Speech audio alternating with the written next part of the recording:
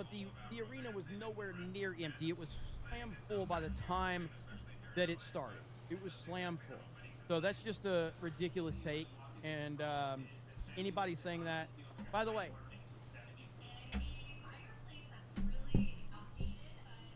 I'm not going to take this from Jay. I'm going to let Jay tell you the story about this. Okay?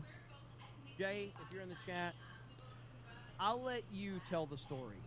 I'm not going to do it. Okay? I'll let Jay handle it. Okay? So, whenever you're ready, Jay, you can tell the story of this. Okay? Oh, he told it on Daily, did he? What did he say then? 'Cause I don't know what he said, so I'd like to know, like, I didn't hear what he said on Daily. So,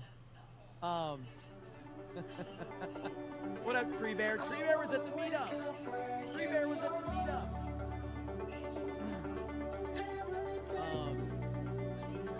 Was Jay getting robbed? Play slip? I don't know what the timestamp is. I'm trying to see exactly. You ever watch The Gorge?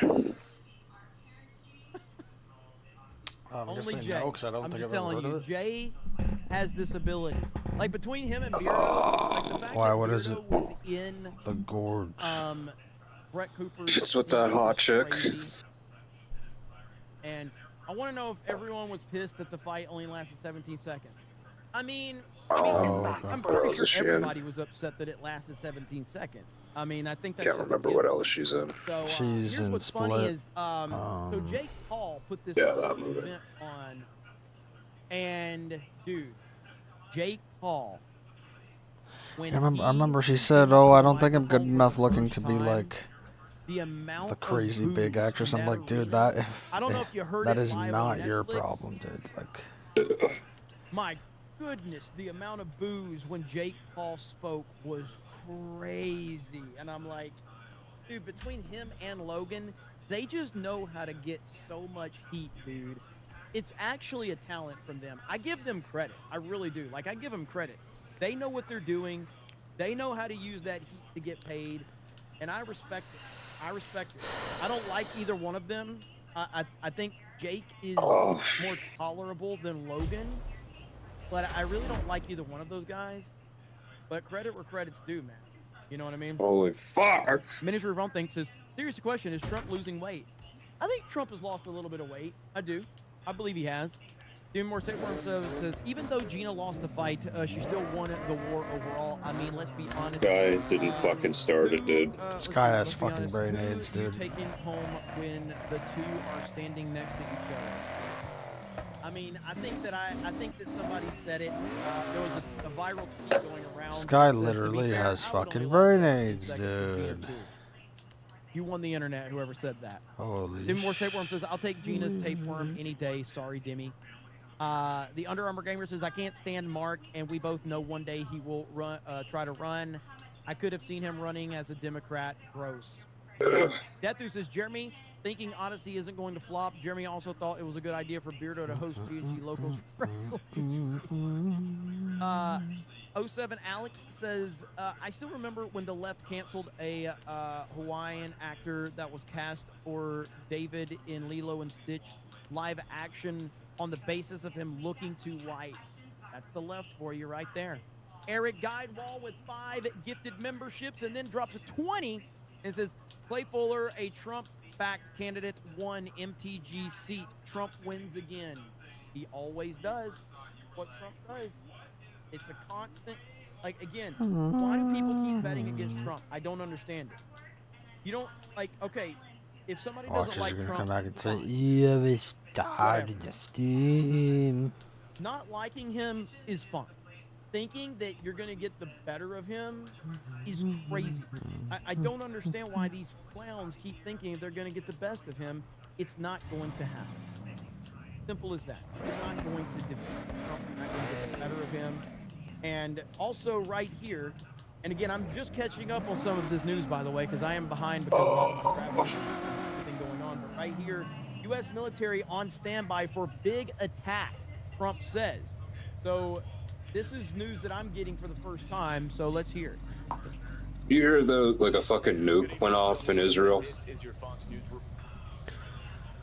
I heard people saying that, but when I saw the video, I'm like, dude, what the fuck am I? Like, I just got clickbaited. What happened?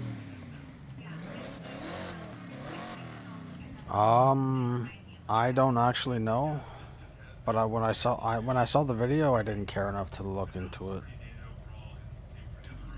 Cause that ain't no Damn, dog, goddamn you some news. anti-Semite? Yeah, I did.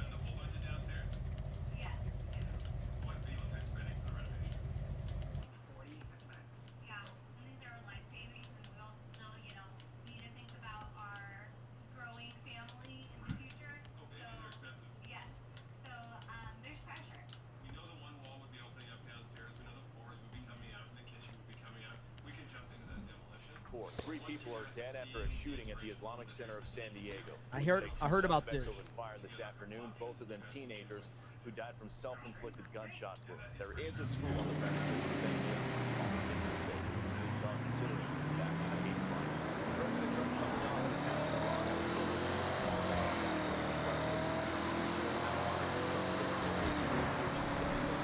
all ongoing, but he added the U.S. military is on standby for a big attack if a deal isn't reached.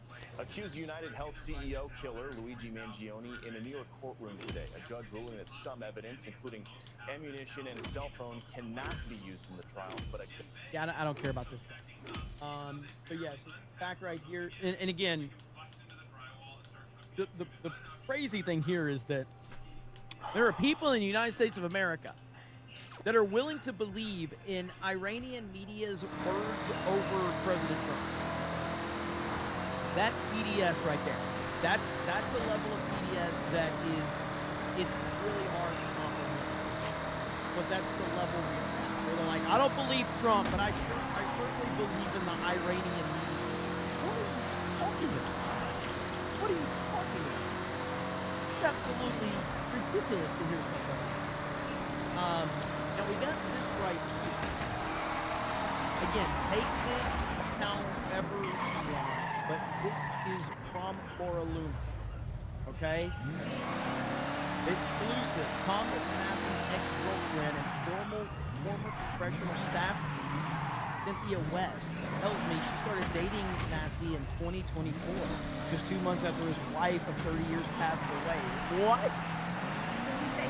That he had been speaking to another woman before you're talking about romantically, right? So this is pretty fast because we're talking August 30th, and you said that he reached out to you a week before then, right? So that would have been the third week of August, and his wife had only died a month and a half prior to that. How many women are we talking about that you at least know about that he had sexual relationships with in the immediate aftermath of his wife dying? Before you began your relationship 2 months after? He didn't have an intimate relationship with the person that he had met from X. He had just talked to that person. I know there was an intimate relationship before me, though. And you know who that was with? I know there's speculation. I don't feel comfortable. Did he ever tell you who it was with? Because I mean, like he told you who it was with. Those were his words. Who did he say it was with? A congresswoman.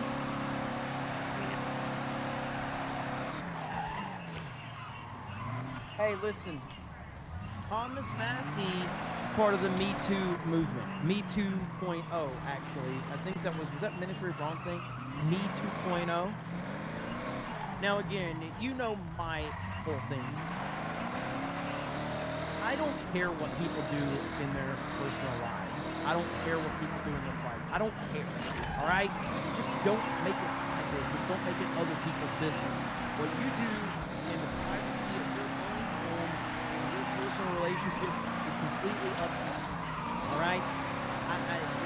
The bottom line is a lot of people do a lot of crazy things. Okay? That's fine. whatever.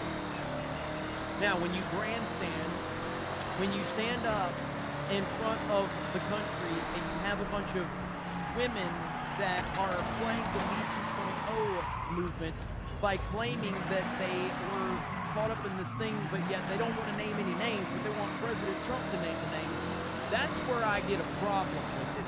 So now in this situation, because of the standard that Thomas Massey has created, I'm supposed to believe women.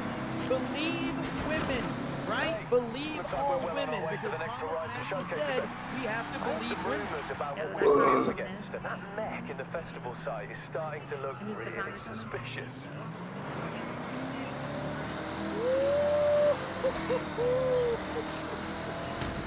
Listen,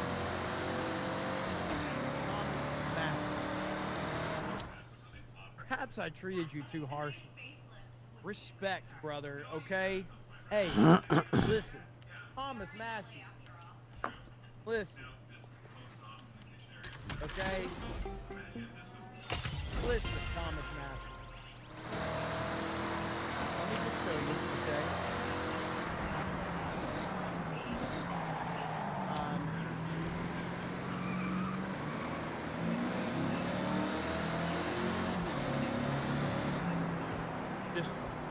Just for research purposes, I'm showing everybody the lay of the land.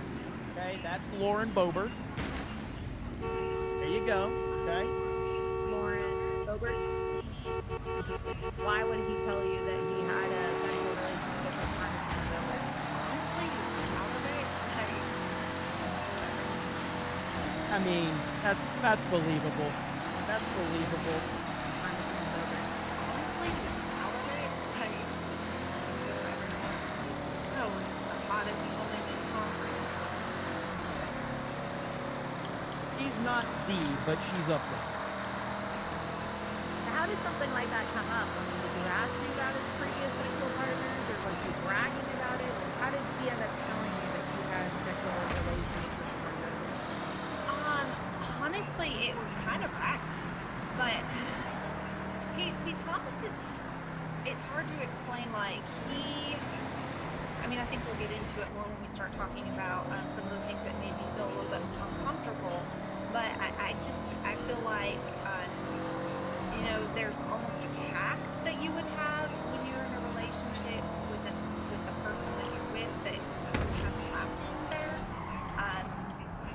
So there was many situations where I felt uncomfortable, and it gets into it. Do you know when he had a sexual relationship with Congresswoman Boebert? Was this while he was married, or was this after his wife passed away? Who is that person? Do you know how long? Because I mean, you said that there were at least 2 women before you. Yeah. And you started talking to him in the 3rd week of August, and then on August 30th, Labor Day weekend. Thomas Massey, I'm going to give you some advice. I'm going to give you some advice right now. Okay? If you want to win, there's only one thing to do. There's only one thing to do right now. You're going to have to recreate one of the most iconic scenes in movie history.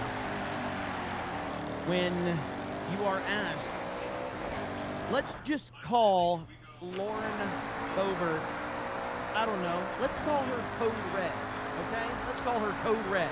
Thomas Massey, let's create this scene right here and you will win. I did the job. Did you order the code red? Goddamn right I did! And there you have it right there. You do that, Massey. Everybody's going to say, respect. Okay? Respect. Simple as that, Massey. I'm here to help you. Guys met and I guess started dating. So, Yeah. you know how long after his wife died he was engaged in sexual relations? Was he dating Lauren Boebert? I don't know. You would have to go and look because I know she left abruptly to go to her son's court hearing. And so I'm sure somebody could do some digging and try and calculate, but it's not something that I've really ever cared too much to look into. But he told you about it. Yeah. But it was more of like a fling. It wasn't so much of a relationship. That was not the impression I got. I think it's important for people to know these things because you have Congresswoman Boebert campaigning for Thomas Massey, and now people understand that it's not just because she believes in his policies, but she apparently has had a sexual relationship with him. Allegedly, you're saying that he told you this while you were dating. That's what he told me. Yeah. That's what he told you. Yeah. Now again, do I believe whoever Cynthia West is? Again, you have to understand there's layers to this. There's context. Okay? No. Just because a ex-girlfriend says something, no, I don't automatically believe an ex-girlfriend trying to throw her ex-boyfriend under the bus. No, I don't. I don't believe that just because some woman said it. And I also don't believe it just because I don't like the guy.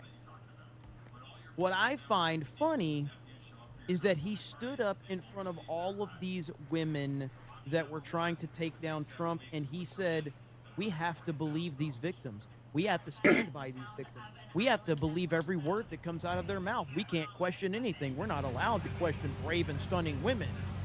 When anybody does that bullshit, you know. Damn, dog, that water looks real good, dog. You know that they are projecting. And that's what I always say. Those that preach the loudest have the most to hide. You should never believe anybody just because of their words. You should believe in evidence.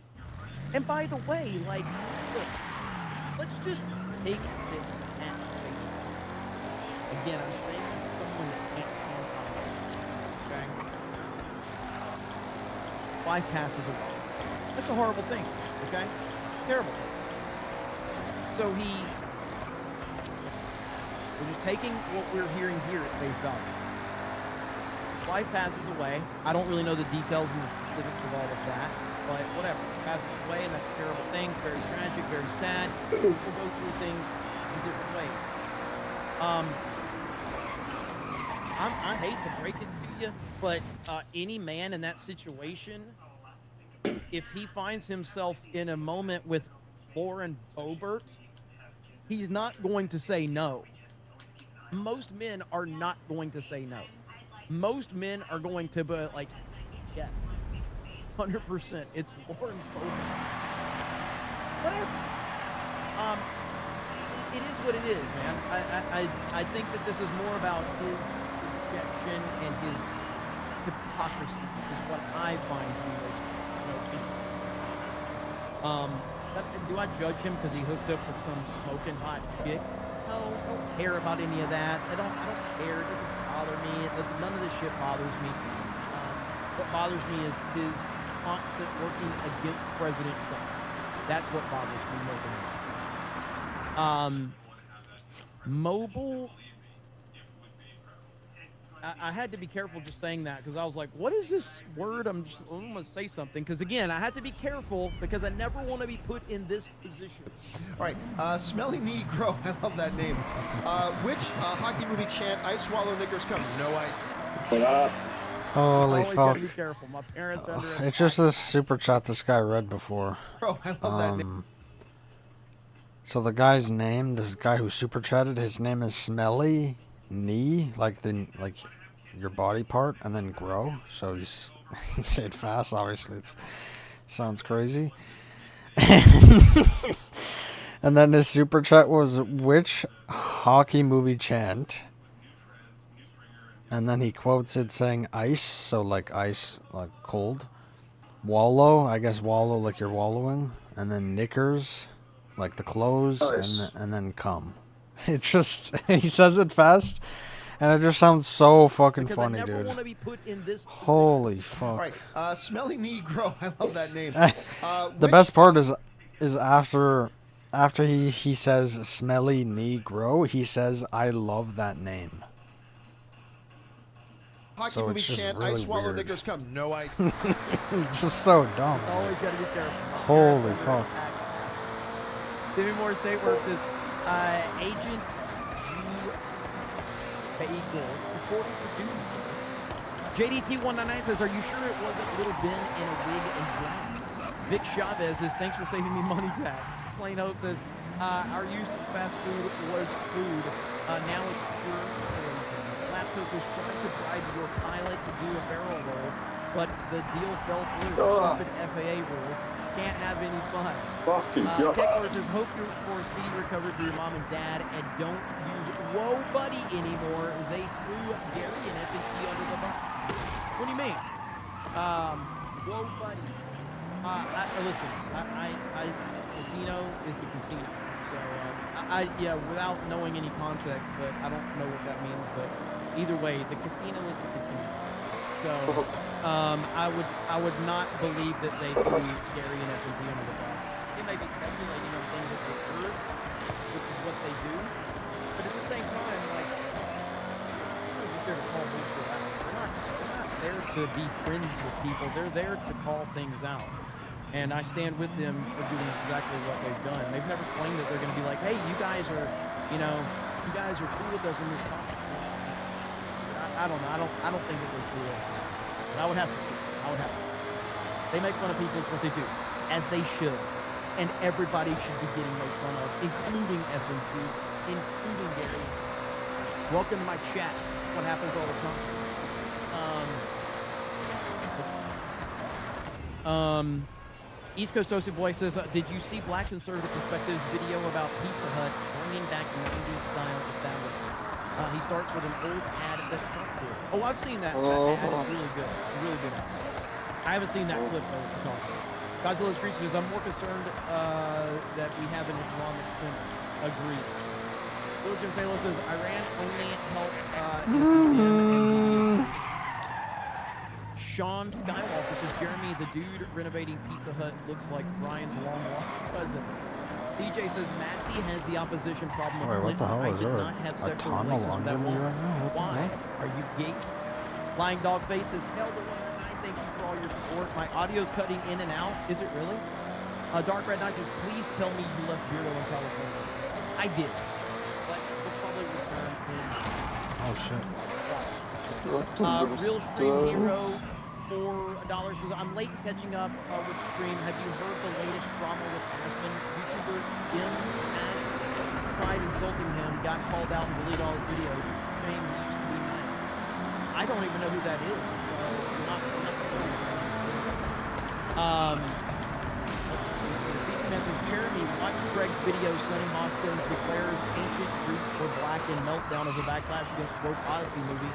I know you talked about this subject, but I want you to see Greg's take on it. I want to do that for tomorrow because I got to catch up on a lot of this stuff because I'm so far behind. Dan says, if you watch the Moss shooting... So the editing is good for my video except for one part of it, at least in my opinion. But the beginning of the video is kind of rough for me vocally just because I haven't done that shit in like a year and a half. I am sort of addicted to sending So super chat rumble rants. it gets better It did save me later in money, the video though. even though there are sequence I sent, Did you fucking upload them? Anyway, hail the 199. Thank you. I appreciate that. As always. Ask you a fucking question. Let's see here. Within the next hour, I will. Yeah, I'm not even familiar with him. Nick Hunter says, if I ever get $1 million, I'll probably send Jeremy money. I appreciate that. How long is the video? Yeah, we're fine, though. 1818. Fear the Deerdo says, did you see the explosion in Israel? I did not. I did not see that. Explosion. It's not a play on work, by the way. You can't get me.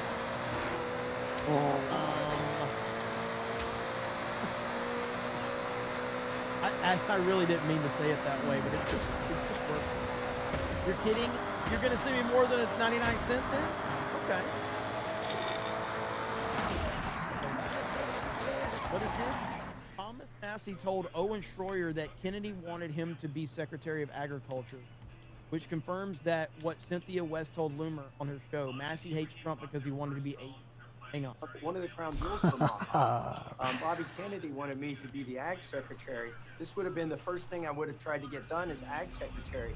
Make it easier for small farmers, sustainably, managed farms to sell direct to consumers without this meat monopoly, the oligopoly. This is that car you brought up before, right? Like a few months ago, I feel like. One of the crown jewels for Bobby. man, it's Bobby Kennedy. crazy how far Owen Schroyer. Like, I can't believe he's it's really crazy. The Aston Martin Vulcan. I don't even pay attention. I think you asked about it I'm not before. listening to what Alex Jones is doing these days. I don't know what Alex Jones is up to. I do think what Alex Jones saying that Trump didn't even have the 25th Amendment was pretty freaking wild, man. That was a wild thing. Then bringing up the stuff with Melania, just really wild. So major credibility. Microphone unplugged. I don't know. Are you guys having mic problems with me? Can you not hear me? Let me know.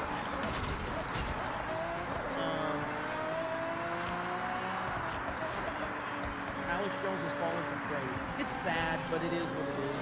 Real Stream Hero says, I used to watch Impact when he did Destiny 2 videos.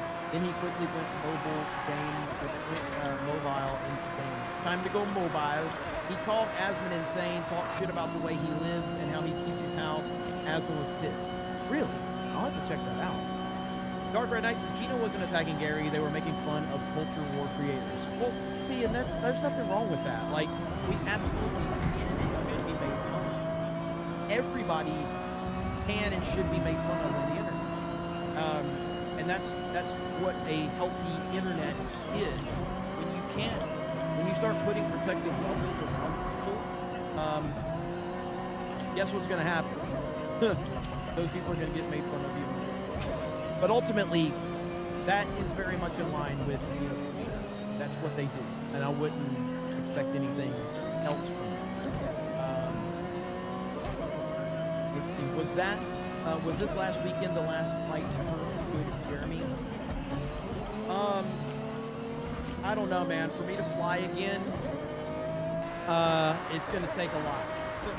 As I've said many times, I don't do drugs. I've never taken drugs. When I say that, I mean like illegal drugs. Obviously, I've had, like surgery or, go get to a dentist or something and you have to take like painkillers and all of that. So I don't know if something like a Xanax would work on me for a plane flight. I have no idea. I can't go like I did. I can't just go and have to deal with no painkillers or no something to zonk me out. I can't do it. I was too freaking paranoid, man. I can't stand it. Let's see. Baconator Play says, fix your audio tags. I'm working. Harley Dave just left, by the way. You realize this? Harley Dave just left. Are you going to drive to Hawaii, man? Yeah. My uncle has a bass boat. We can make it there, right? We can make it in. The bass boat will make it in Japan, right? Should be okay. There's actually pills you can take for flights to go to sleep. Yeah, for a pontoon boat. Pontoon boat will be fine. Shouldn't be an issue. We'll get the, I'll get my truck, we'll pull the pontoon boat over to, over to the east coast of Florida, set it up, it'll be fine. Shouldn't be an issue, right? I don't think that'll be an issue. I think it'll be,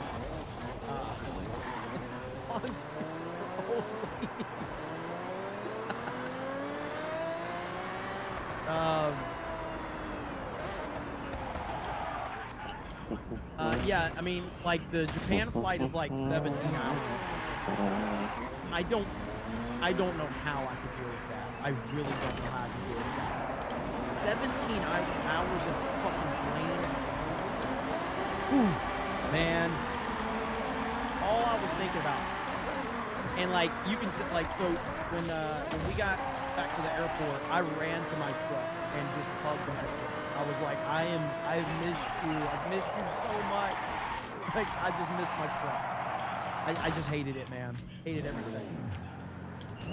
Being 30,000 feet in the air and being trapped is a nightmare. It's an absolute nightmare.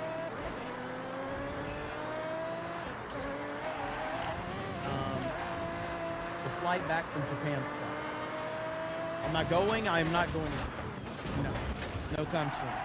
I want to go to Japan. I just don't want to take the flight to get there. So we'll take the basketball. I don't see a problem with a bass boat.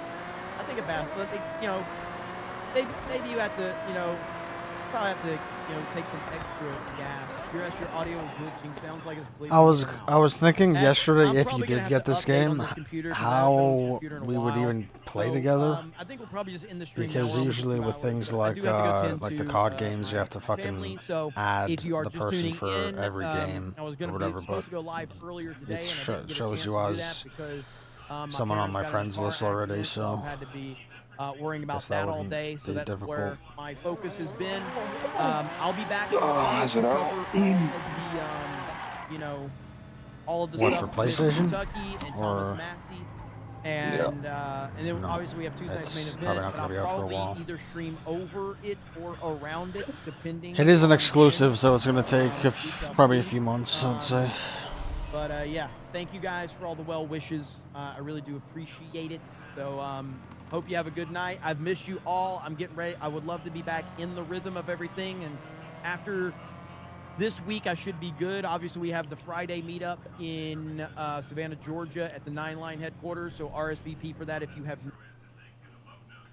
Let's take a listen. Are you watching Kia Starmer? This crowd, that helicopter goes from here for miles. Miles. Today, I want to ask you all something. Are you ready for the Battle of Britain? 2029, we have an election. We're not asking anyone to go out and fight, but this is the most important moment in our generation. If we don't send a message in our next election, we're going to Richmond to vote. If you don't get the vote,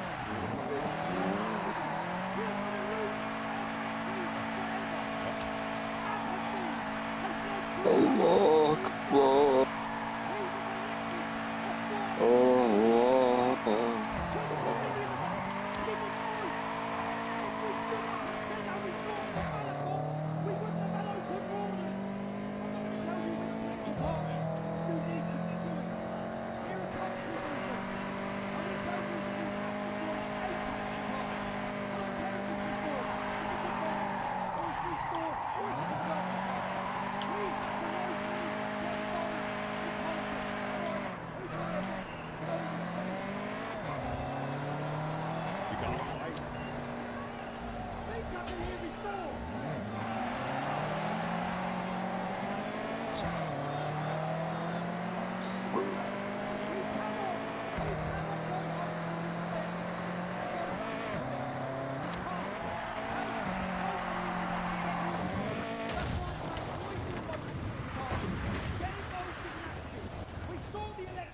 Last week. Congratulations to anyone who's become an activist for me forward and sent that message. Congratulations to the Patriots that just shot Bill Starmer. The message has to be, unless we get unless we get ready, violence is coming to us. It's already here.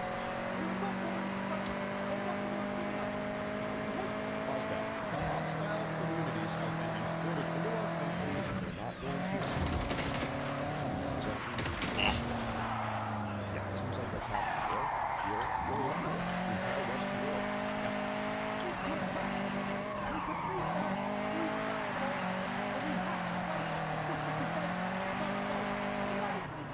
You know Keir Starmer's video yesterday? He still thinks we're 5 years ago. Because that worked 5 years ago, Keir. The scaremongering, the racist label, the fearmongering, the far right. It doesn't work anymore, does it, people? Nope.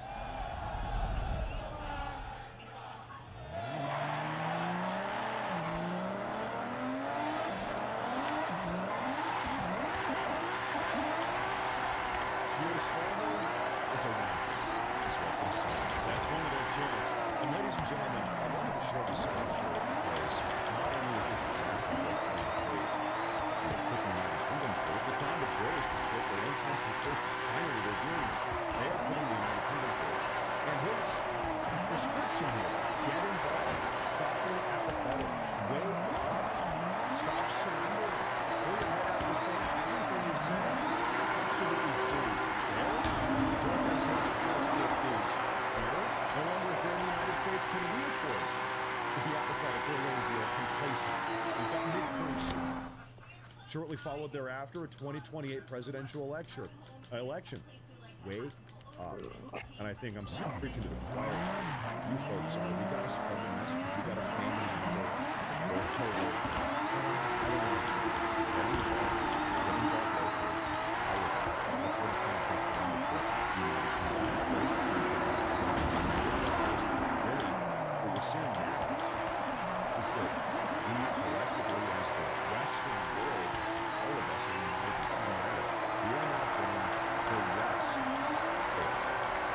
Ladies and gentlemen, we absolutely love this. The United Kingdom here, working perhaps has been hit hardest by this replacement migration. Replacement migration last year. That's the news. You notice that all of this kind of happened in 2015, 2016. At that time, Trump was our president. They weren't able to do it here. 2021, same thing here. You know, I've seen some people, I've seen some Americans who say, oh, you know, Americans, they got what they want. Screw them. Nobody can do it.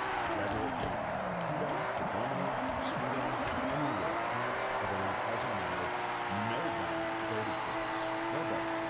There was never a referendum on any single European country whether or not we were ever going to get replaced by immigrants from the third world that are literally incapable of assimilating into the country of origin or whatever. That's not happening. The experiment has been tried, it has failed. Nobody even voted for it in the first place. I'll ask the question here, Americans, did we vote for replacement migration in the 2020 election? Which was started in November. Was Joe Biden on trail saying, mumbling, if you vote for me, I'm going to replace all of you with 25 more? No, they never advertised this stuff. They get in office, either legitimately or illegitimately, as we saw during the election, and then they just do it anyway. Who else could have promised? And oftentimes, you know, I hate to say it, it might be too late. I don't think so. We're taking it back. The British are taking it back. We're taking it back. We just force it. There's never a vote on this in any of these countries.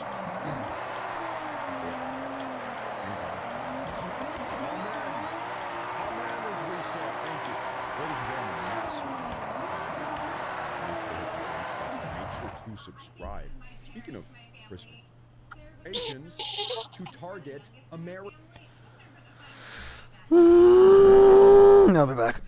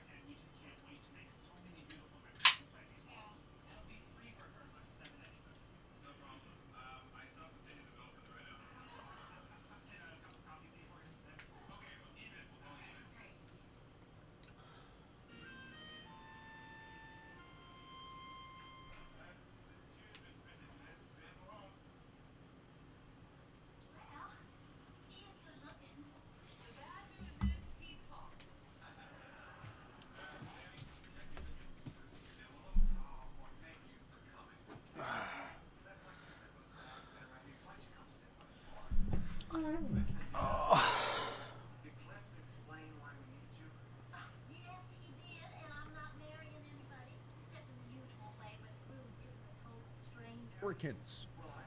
With his removal, ISIS's global operation is greatly diminished. Thank you to the government of Nigeria for reporting on this operation. God bless America. President Trump. Now, you also got a nice one for Africa. Take a listen to this. As President Trump shared last night, Africa, in coordination with the armed forces of Nigeria, bravely and valiantly conducted a successful mission that resulted in the total elimination of Abu Bilal al-Manuki. Interesting. Multiple other ISIS leaders as well. So it wasn't just one guy. Imagine your name was Minuki. That's crazy. That's 2 forms of shit in one.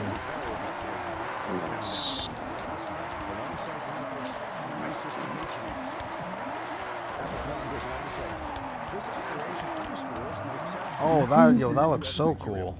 And was made possible through the cooperation of our forces in recent years. Make no mistake, our 2 nations will relentlessly pursue and neutralize terrorist threats and are committed to protecting our people and interests. Now, ISIS, of course, has killed countless numbers of Americans over the last decade or so, slightly more. But also, as you all know, in context, it's even better. So that looks cool. That's a bridge to the right, like near the top of the screen, like or in the middle, at the top. And then the middle of the screen goes under the bridge. But the cool part is that they're both like going down the mountain with drift roads. So it's like 2 drift roads. One's going over the other. It just looks nice.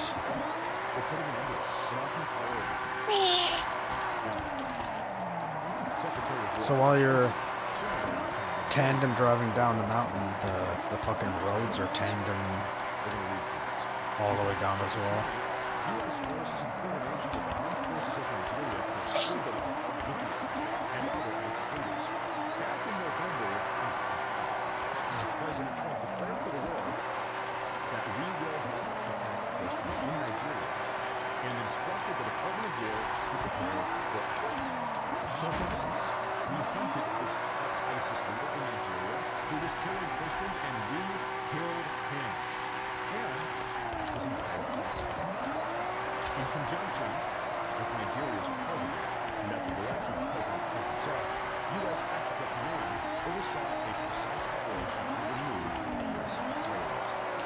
Abu Bilal al-Manuki was the senior ISIS General Director of Provinces Amir, and number 2 for ISIS globally, responsible for overseeing and planning attacks, directing hostage taking, and managing financial operations. The removal of him and other ISIS personnel makes Americans safer, further degrading ISIS's ability to plan and carry out attacks that threaten the U.S. homeland, American citizens, as well as innocent civilians.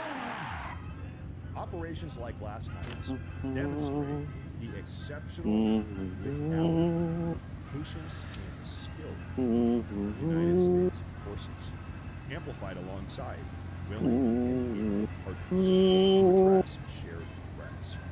This should serve as a reminder that we will hunt down those who wish to harm Americans or innocent Christians wherever they are.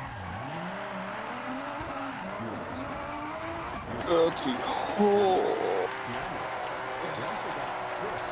Really, it's going to be difficult to top what Secretary of War thinks this said. We got to see if we can push it. That's this one. They said no names featuring a quote from none other than President himself. If you hold America, or if you are planning to hold Americans, we will fight you and we will kill you. How's that for a mess? You think a lot of these terrorist regimes around the world, etc., that are plotting their anti-American speech, you think they want to keep on acting around? Folks, this is this quote here that you're looking at. This is perhaps distilled textbook definition of peace builders. We want peace, and we're not afraid to use strength to get it. I've used this before. I've said this before. Donald Trump, President Trump, seems to be sort of have this, I call it rattlesnake forums.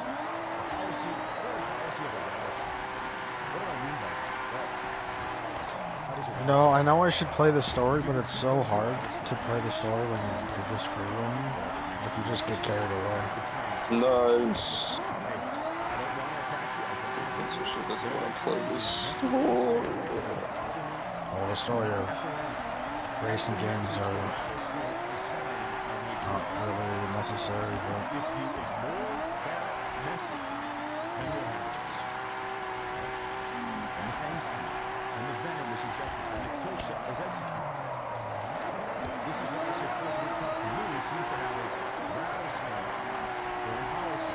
You don't want to have to get the fangs out. You don't want to have to inject the venom. You don't want to have to execute the kill shot. Lord knows we don't. But if we have to, if the warnings and the messages are ignored, then we will. President Trump will peace with. So folks, I think this goes for fun. But now that President Trump is behind the White House, it's a pretty tough time on the terrorists, especially the terrorists who are Americans, anywhere in the world. But now, here's the sort of horrible situation. Many of these terrorist groups, at least those that are actually, The hell?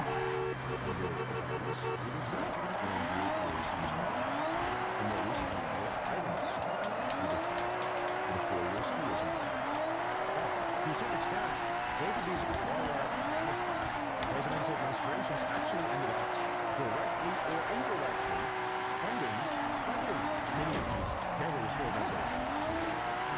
But now, finally, the actual president is willing to engage preemptively and solve many of these problems around the world before any Americans end up needlessly, totally avoidably losing their lives.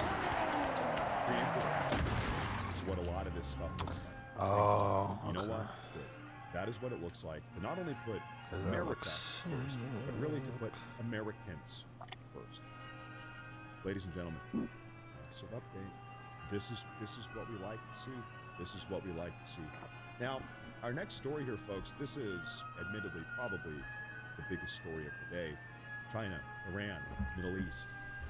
It seems like the Well, I think United that's a States good is actually incentive to on the play the cusp here of story. resuming the bombing campaign. Want to unlock that map. And perhaps for good Pardon. cause. We're going to break that down. So, do me a favor, before we start talking about Iran, make sure to hit that like button. Make sure to subscribe. I really appreciate it. Happy Saturday, everyone. Thank you all for being here. Folks, let's go on. Ladies and gentlemen, today we have an emergency update coming out of the Middle East right this very moment. You see, after returning from his recent trip to Beijing to China, President Trump has just given every single indication that the U.S. attacks against the Iranian regime are not only Damn, dog. set to resume, but that they are going to resume I just got the literally yoink. any moment. Emblem. Your favorite fucking It emblem, seems as dog. if it is not a coincidence that this new plan of attack against the Iranian regime is taking place immediately following President Trump's recent meeting with CCP leader Xi Jinping. You see, right now, it sure looks like President Trump has just broke out a deal with the Chinese to ultimately shut down the Iranian regime once and for all. In fact, the Iranian regime themselves, as we know, are absolutely panicked because they know that China, their biggest ally, has pretty much just hit them to the curb following their meetings with Trump. Let's go ahead and break it all down. First off, 400 yards. Turn left. Is reporting our military is preparing for another round of attacks, this time more aggressive. The attacks have come as early as Monday. Additional Iranian military targets are on the table. That includes infrastructure. The president still reportedly considering a special operations raid to pull out the nuclear cluster and possibly a ground assault on Card Island. a special operations raid to pull out the nuclear dust, potential ground operation on Card Island. What's more, the bombing against new targets in Iran is set to continue on. Breaking news report. Also, take a look at this. Trump is set to decide within the next 24 hours on major military action against Iran. with Israel receiving the final answer in the same window, per Channel 12 News. A senior Israeli official said the resumption of the war is near, and Israel is now preparing for several days to several weeks of fighting. So we're hearing it from the U.S., we're hearing it from Israel.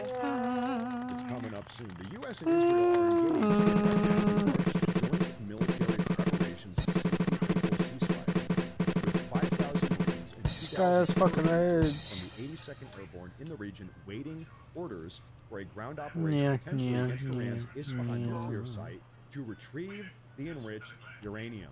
We all know President Trump wants to get a hold of that. I'm gonna One need of the ice options, cubes this is on one of my the body, options dog. alongside resuming, Are you in your basement? quote, intense bombing.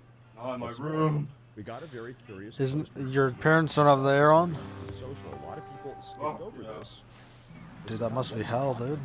Well, Trump Literally. says this, no games. Watch what's next on your favorite subject. He says this in response to the recent U.S. strike against this ISIS President Trump responds and reposts this morning. It says, no games. Want everybody. Don't you usually go into the office on Tuesdays?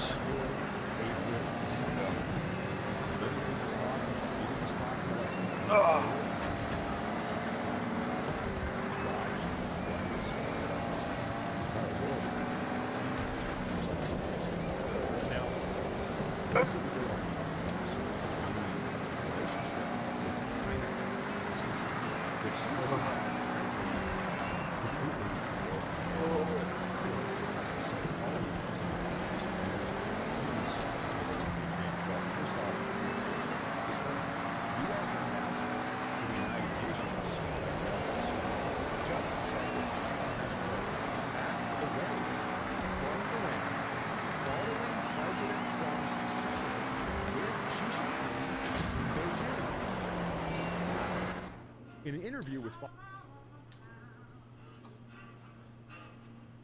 Dad? Kid, you come here for a sec? Oh wait, I'll have to look for it. I saw a video, I think it was today.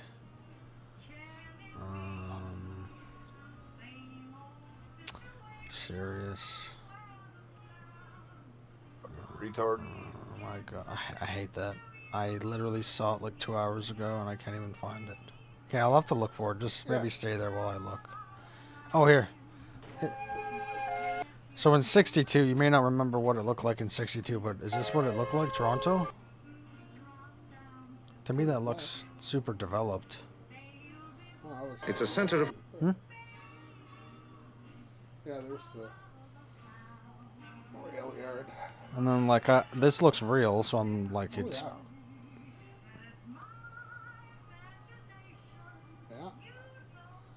Like, there was that much in 62? Yeah, there's hardly anything there. Because to me, that looks like a lot from what I would have thought. Nicholas Gardens. Casaloma. Oh, dumb. Neat.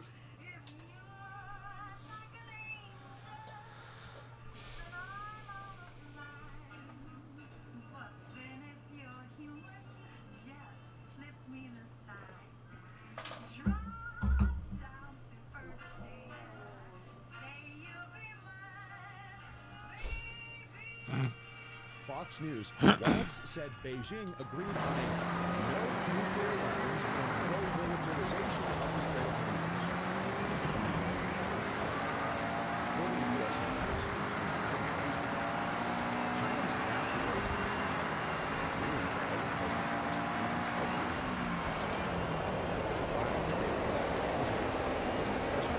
so that's coming from the United States. That's coming from our ambassador. Is this has China seriously acted? Well, this is a state. Just as China, this is a state.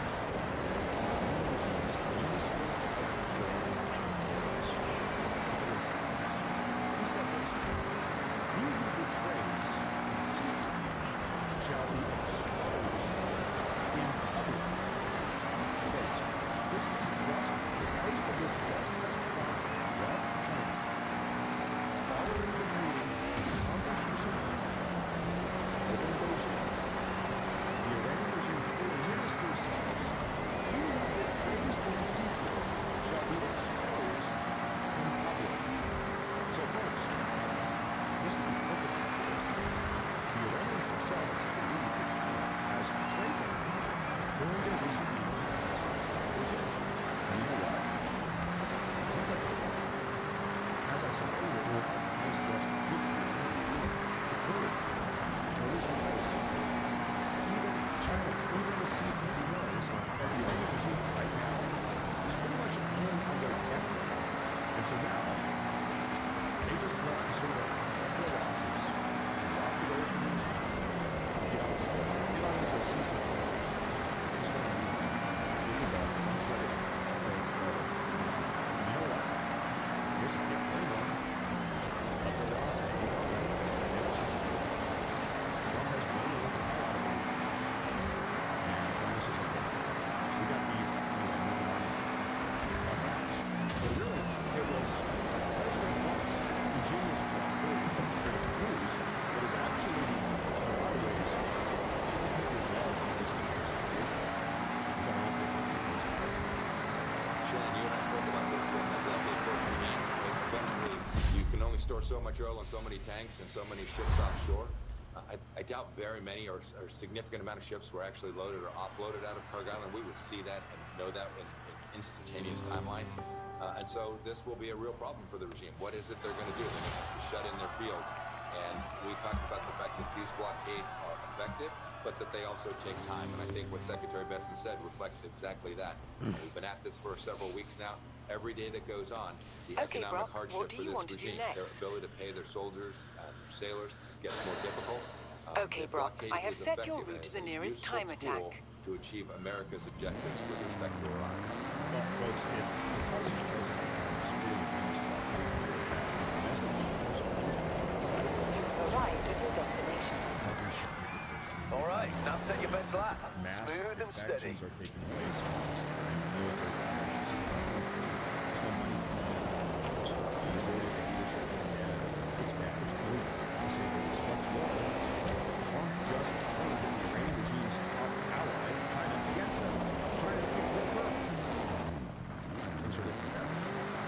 Now it seems like one of the best protections on the end, getting that, bringing it out. Whether or not they get his permission. But you know what? Something I want to do here. Let's go ahead and break down really the nitty-gritty and granular part of this entire situation. Take a look at this. The internal Iranian regime narrative has shifted markedly in just the past 7 to 10 years. Multiple officials have now openly acknowledged Iran's structural gasoline deficit, war, damaged energy infrastructure, and the urgent need for consumption management. Fuel shortages inside Iran and heightened rationing, pushing drivers across the country into a rapidly growing gasoline black market. Citizens are describing hours-long lines at filling stations and sharply inflated under-the-table prices. A clear signal that the official quota system inside Iran is breaking down. Total breakdown. On the export front, the picture is just as stark. Iranian crude exports have collapsed by nearly 80% between mid-March and late April, measured against a March baseline of 23.4 million barrels. Total collapse. Now, can you better it? Of course you can. And what's more, there is no easy workaround for these problems. Iran's overland export alternatives via Turkey, Pakistan, Afghanistan, Uzbekistan have a combined capacity of only up to 300,000 barrels per day. The math simply does not work out for the Iranian. The cumulative picture is this: a regime now publicly conceding what Iran came out. A domestic fuel market under acute stress, export channel with no viable replacement. And so it's all of this that really brings us to President Trump's most recent statement that I want to share with you. Here's President Donald Trump renewing his commitment Tehran, the Iranian regime, will face very bad he said, I have no idea whether Iran will decide to do it.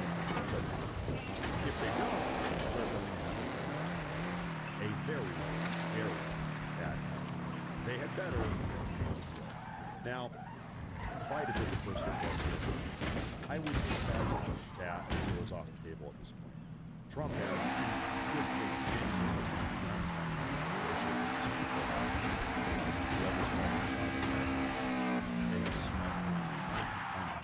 really effectively spitting in his face, spitting in the face of the United States of America.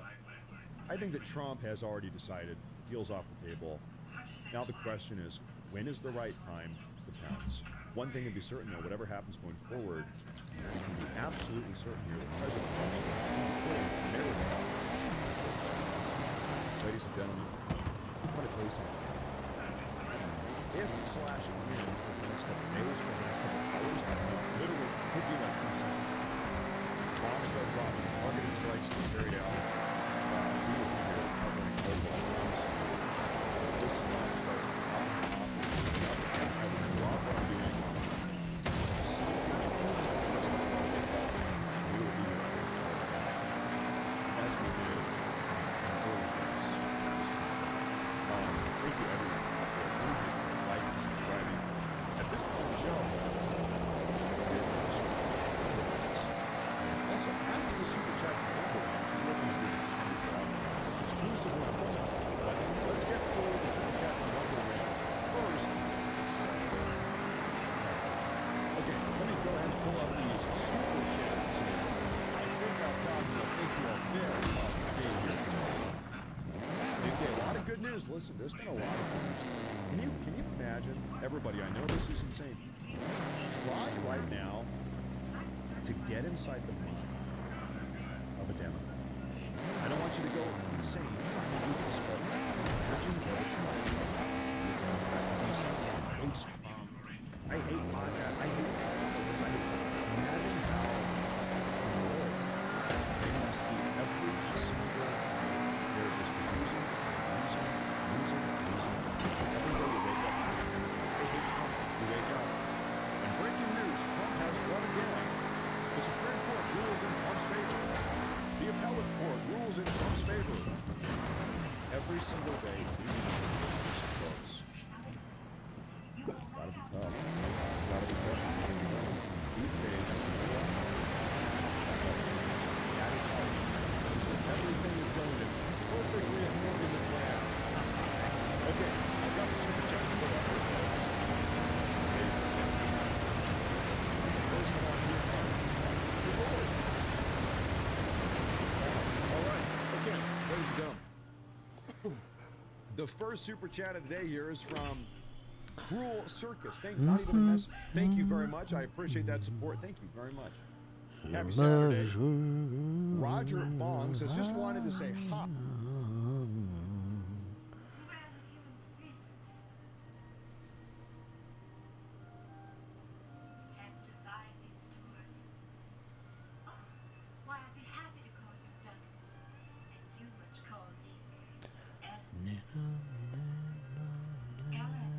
Ladies and gentlemen, welcome to the show. My name is Matt Morris. I'll tell you what, we really do have one living hell of a show to talk about today, folks. We have a lot to talk about. First off, it seems as if President Trump has just made his final decision insofar as it pertains to the Iranian regime.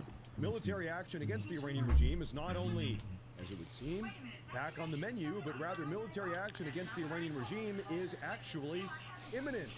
It is inevitable. We're going to break all of it down.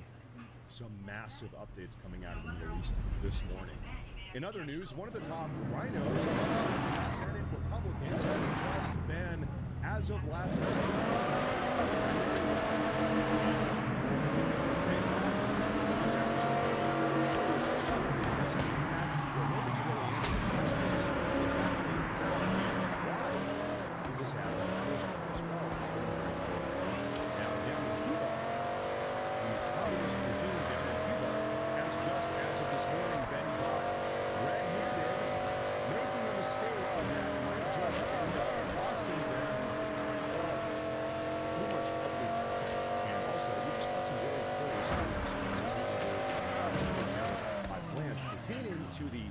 2020 election, some very nefarious behavior that took place during the 2020 election, and how it actually all kind of goes back to you in a way. Make sure to stick around for that. And also, one of the now imprisoned railroaders, one of Minnesota State's Reigns, has just blown the whistle, coming forward and ratting out Ilhan Omar. Seriously, folks, this might just end up acting or serving as the final nail in the coffin, so to speak, pertaining to finally, once and for all, potentially getting rid of everyone's favorite Somalian congressional representative, Ilhan Omar. Folks, we have a massive show ahead of us today. Do me a favor, make sure to hit that like button, make sure to subscribe. Really some massive, I think pretty much everything we're talking about today is good news. Let's go ahead and break it all down. With that little bit of an introductory preamble out of the way, let's talk about what took place last night.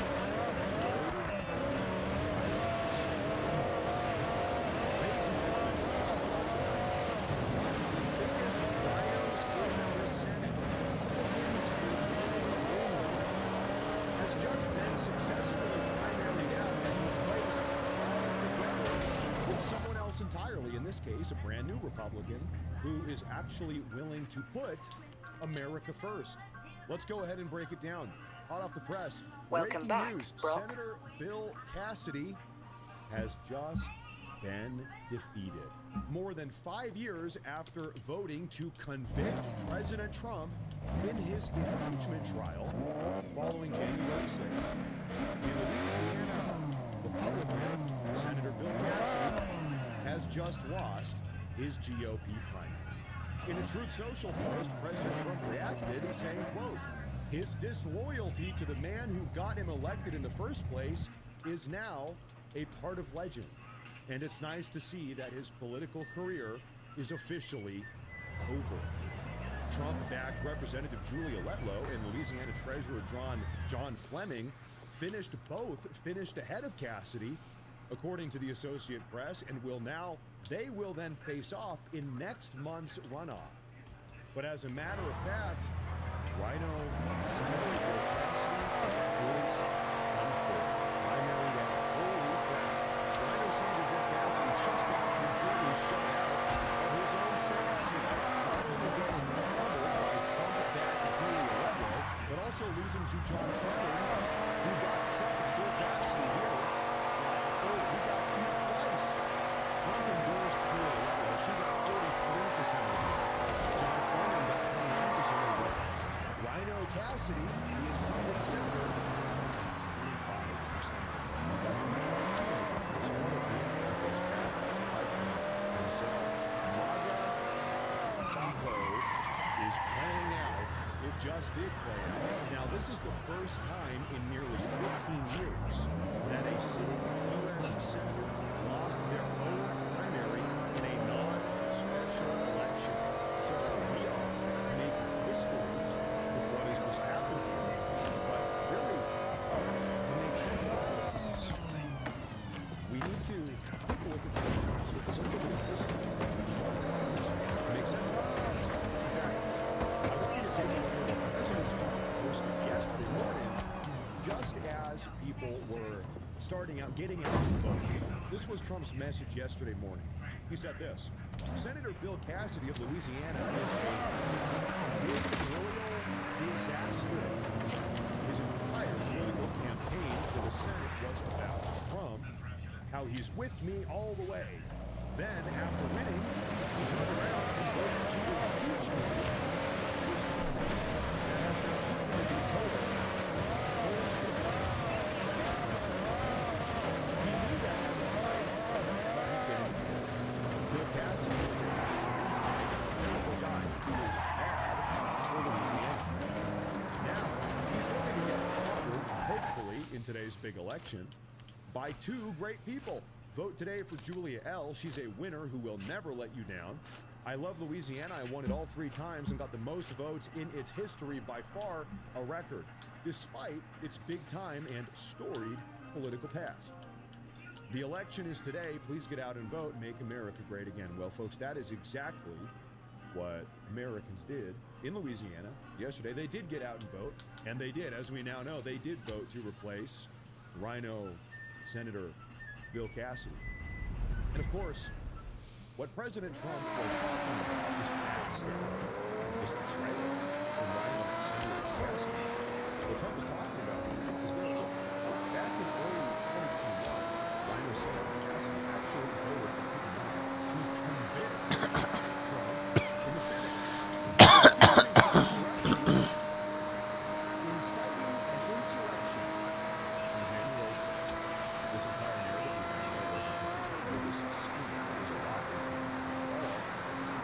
Absolutely insane. You know what? Don't take it from me.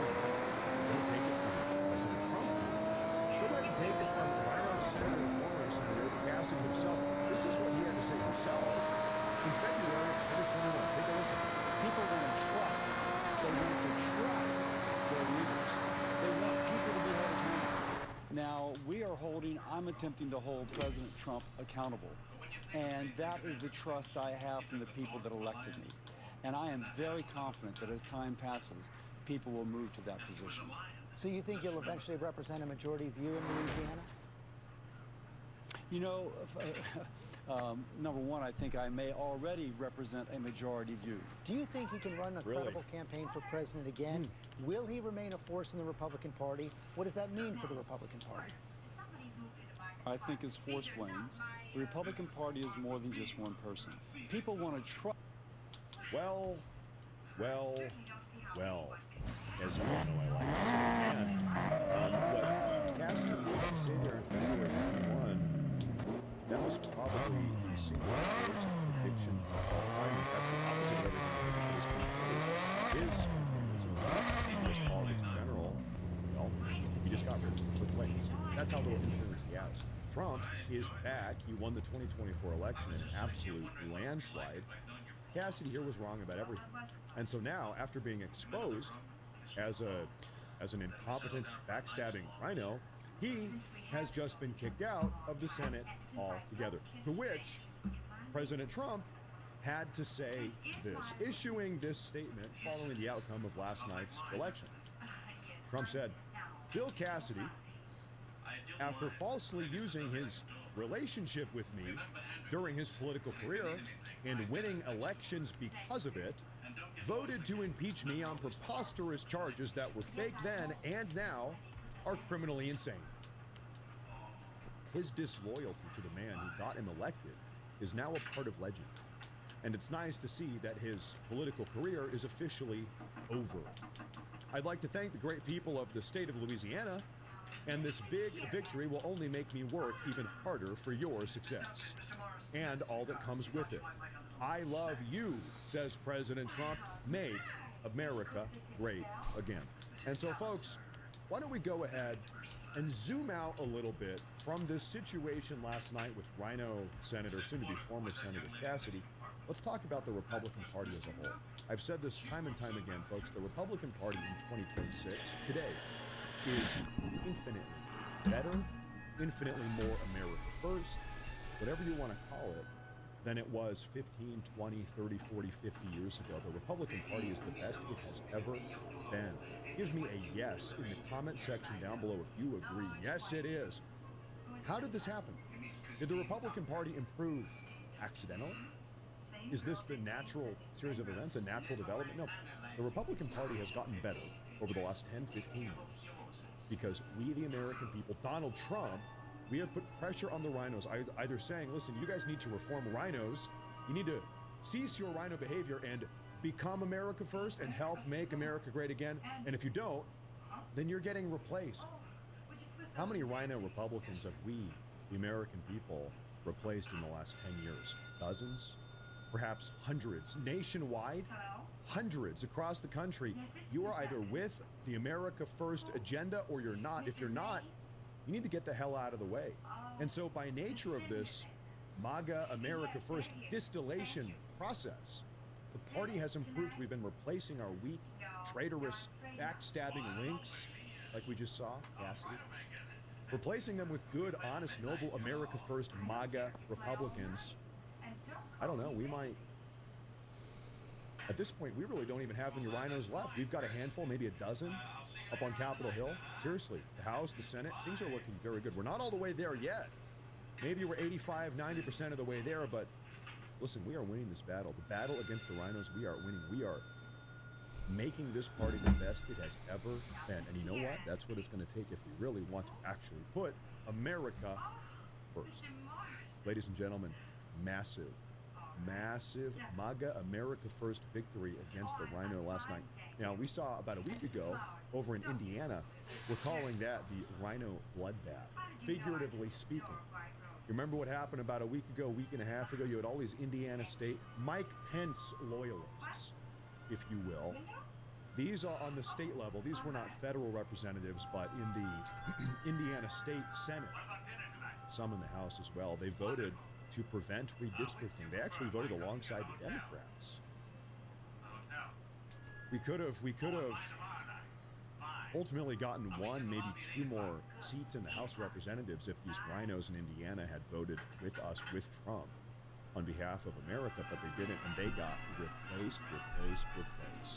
About a week and a half ago, good. This distillation process, things are getting better, folks. We got to keep the faith. The process is working. The primary process is working. We are replacing these people, thank God.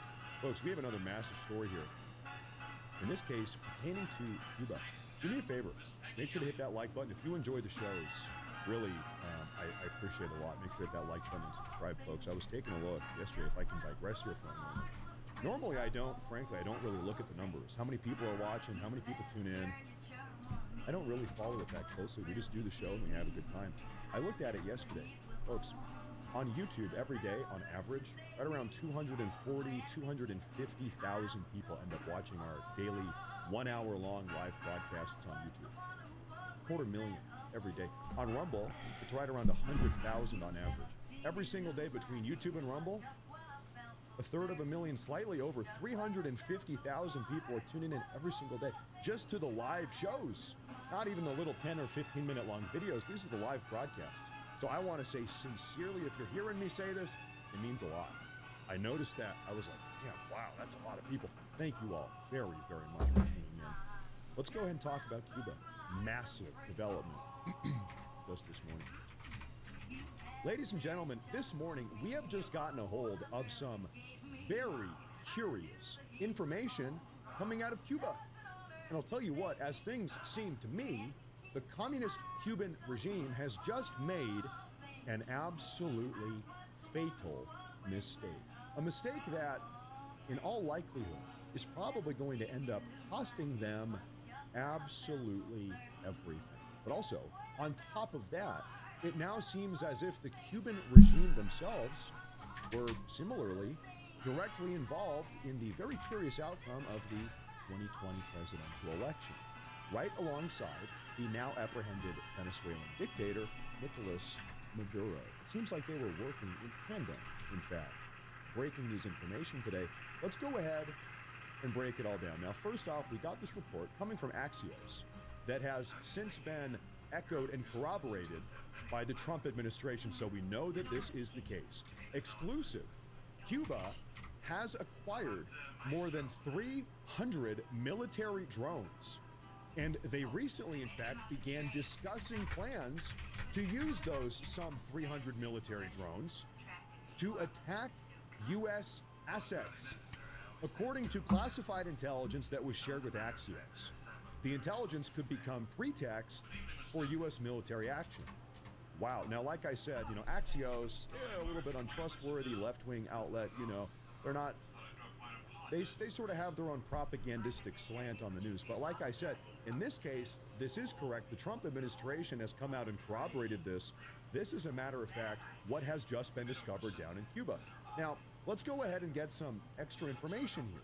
Now, the communist Cuban regime actually acquired all of these 300-some drones from both, where? Iran and Russia over just the last 3 years. Cuba got 300 military bomber drones from Iran and Russia just in the last 3 years, primarily during the Joe Biden administration when U.S. import oversight over Cuba had pretty much been dropped to zero. To be very clear about this, the United States for decades now has maintained we keep our eyes on Cuba. We see what's going in, what's coming out. You might remember a thing called the Cuban Missile Crisis. We don't want a repeat of that. So we keep a firm grasp of what's going on down in Cuba. Well, during the Biden administration, they just kind of stopped paying attention. They stopped looking, which is totally fitting for the Biden administration. Maybe they were all taking a nap, or maybe they didn't care. Anyway, so 300 drones, bomber drones, attack drones from Russia and Iran enter Cuba predominantly during the Biden administration. Then, what's more, in just the last couple of months, the Cubans have actually attempted again to purchase even more drones from Russia, in this case specifically, over the last couple months, after witnessing how President Trump has recently absolutely decimated the Iranian regime over in the Middle East. And so, with all of these drones, the Cuban communist regime was actually planning to target the U.S. base in Guantanamo Bay. That's what this intelligence informs. The Cubans were planning on firing these drones at U.S. base.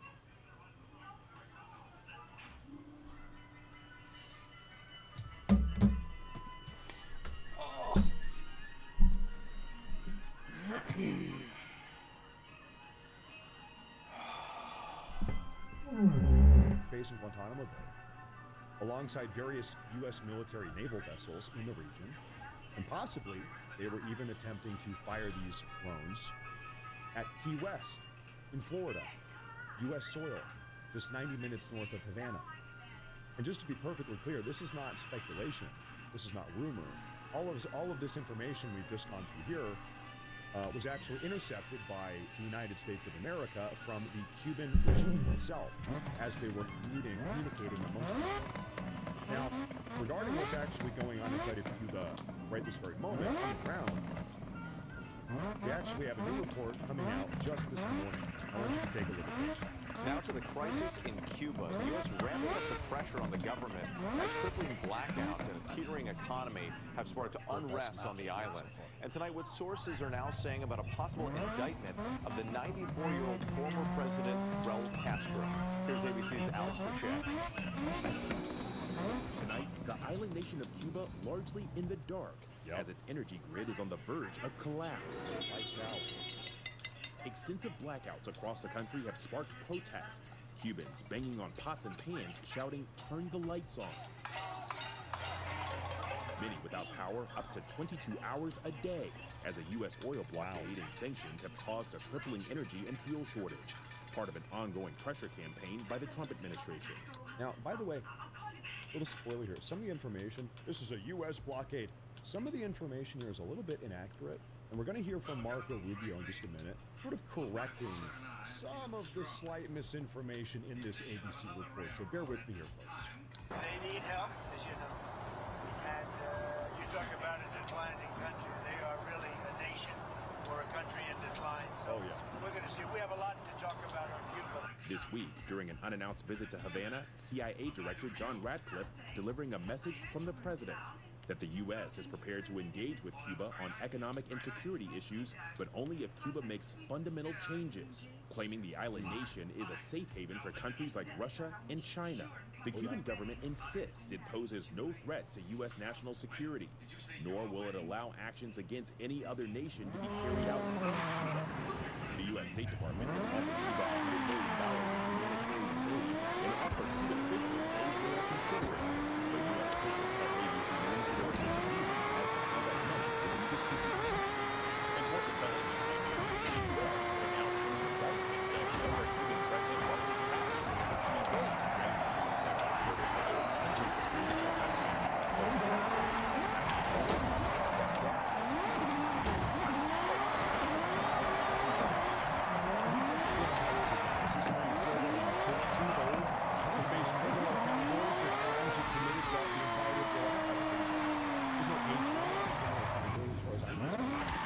But now, folks, like I said, much to perhaps absolutely no one's surprise, some of the information in this report, courtesy of ABC, is actually slightly fake news, falls within the realm of fake news.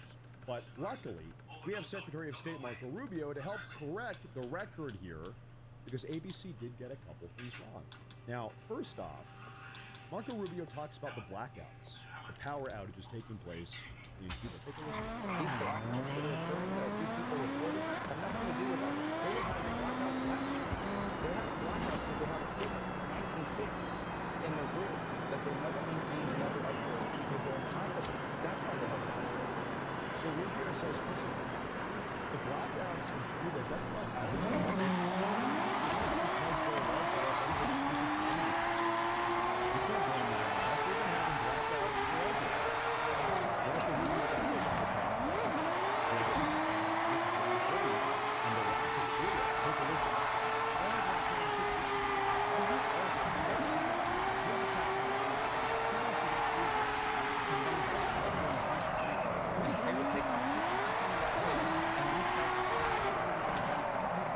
So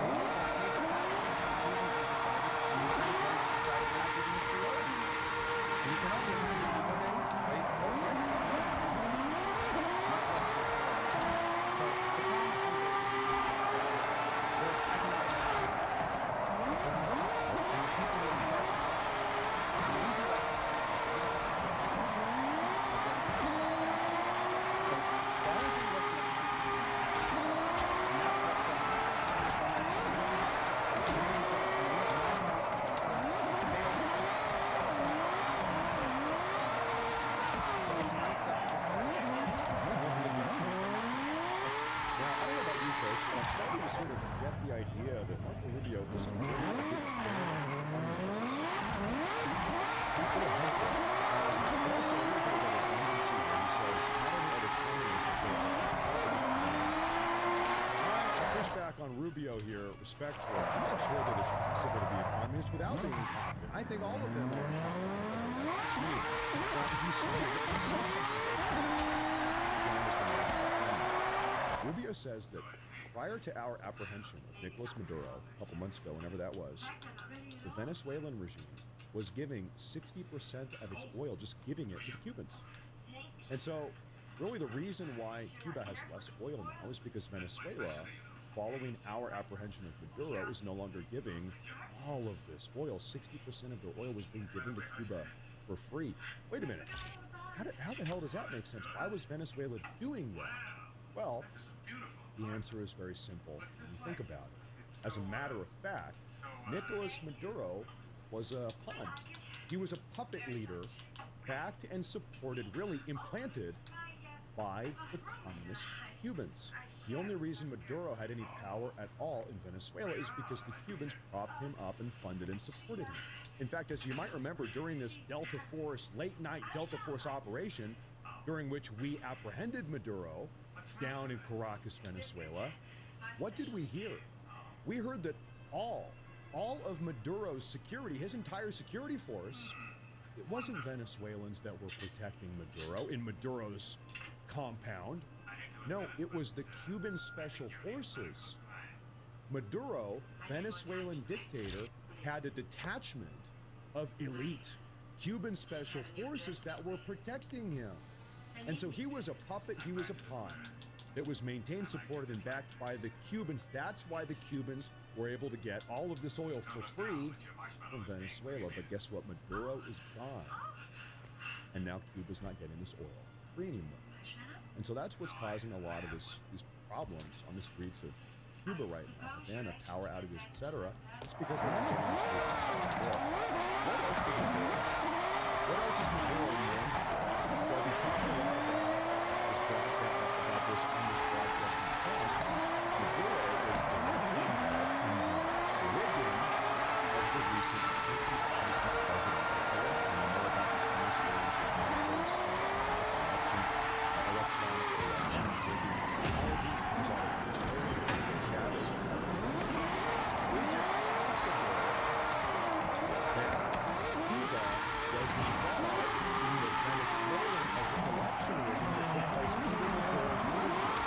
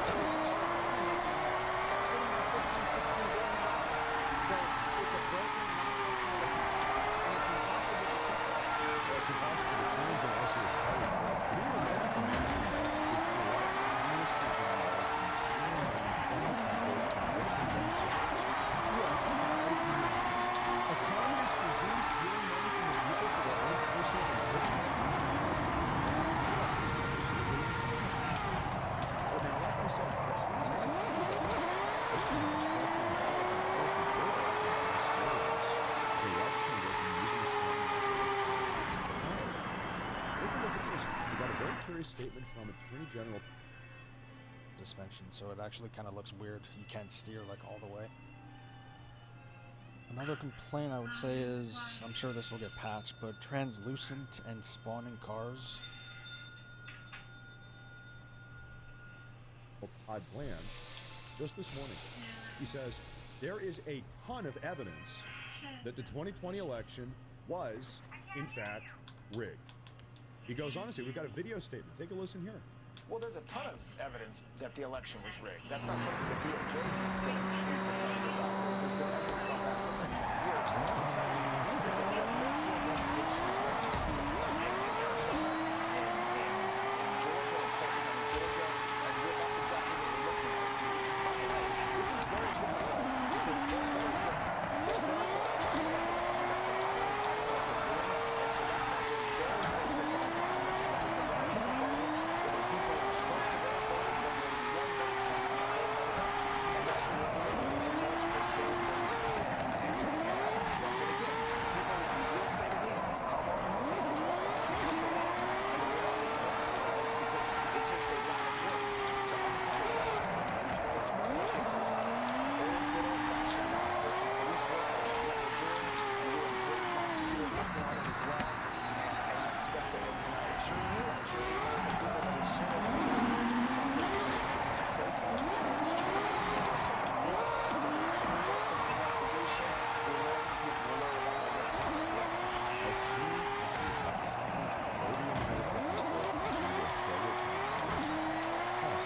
hinting, wink, wink, nudge, nudge.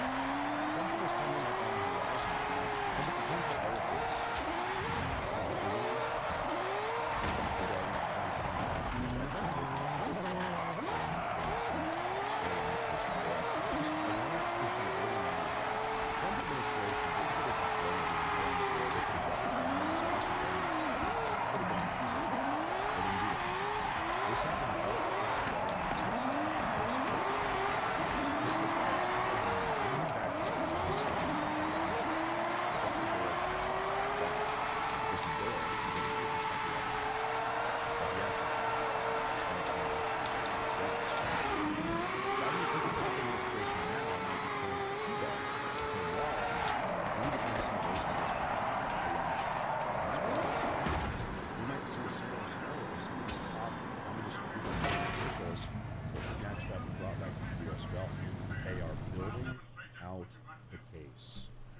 Got to get all the moving parts, all the pieces, bring them back to the U.S., get them to see, in the Philippines,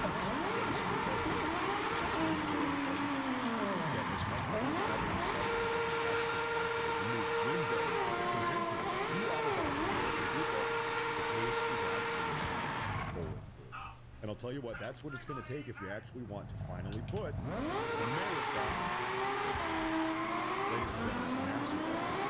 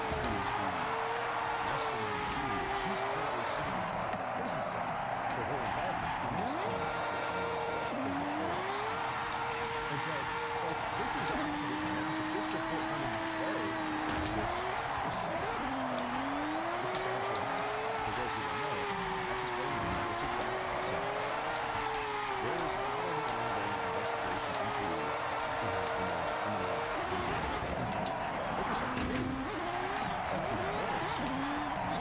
The Department of Justice is also in the investigation as well. There's numerous but really, to talk about that's really just the witness regarding that's something else I want to take a look at.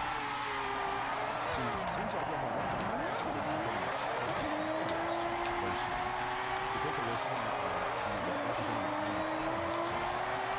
Well, two things here. First, I'm not going to go to say that only American citizens can serve in Congress, not foreigners. And people think that's crazy.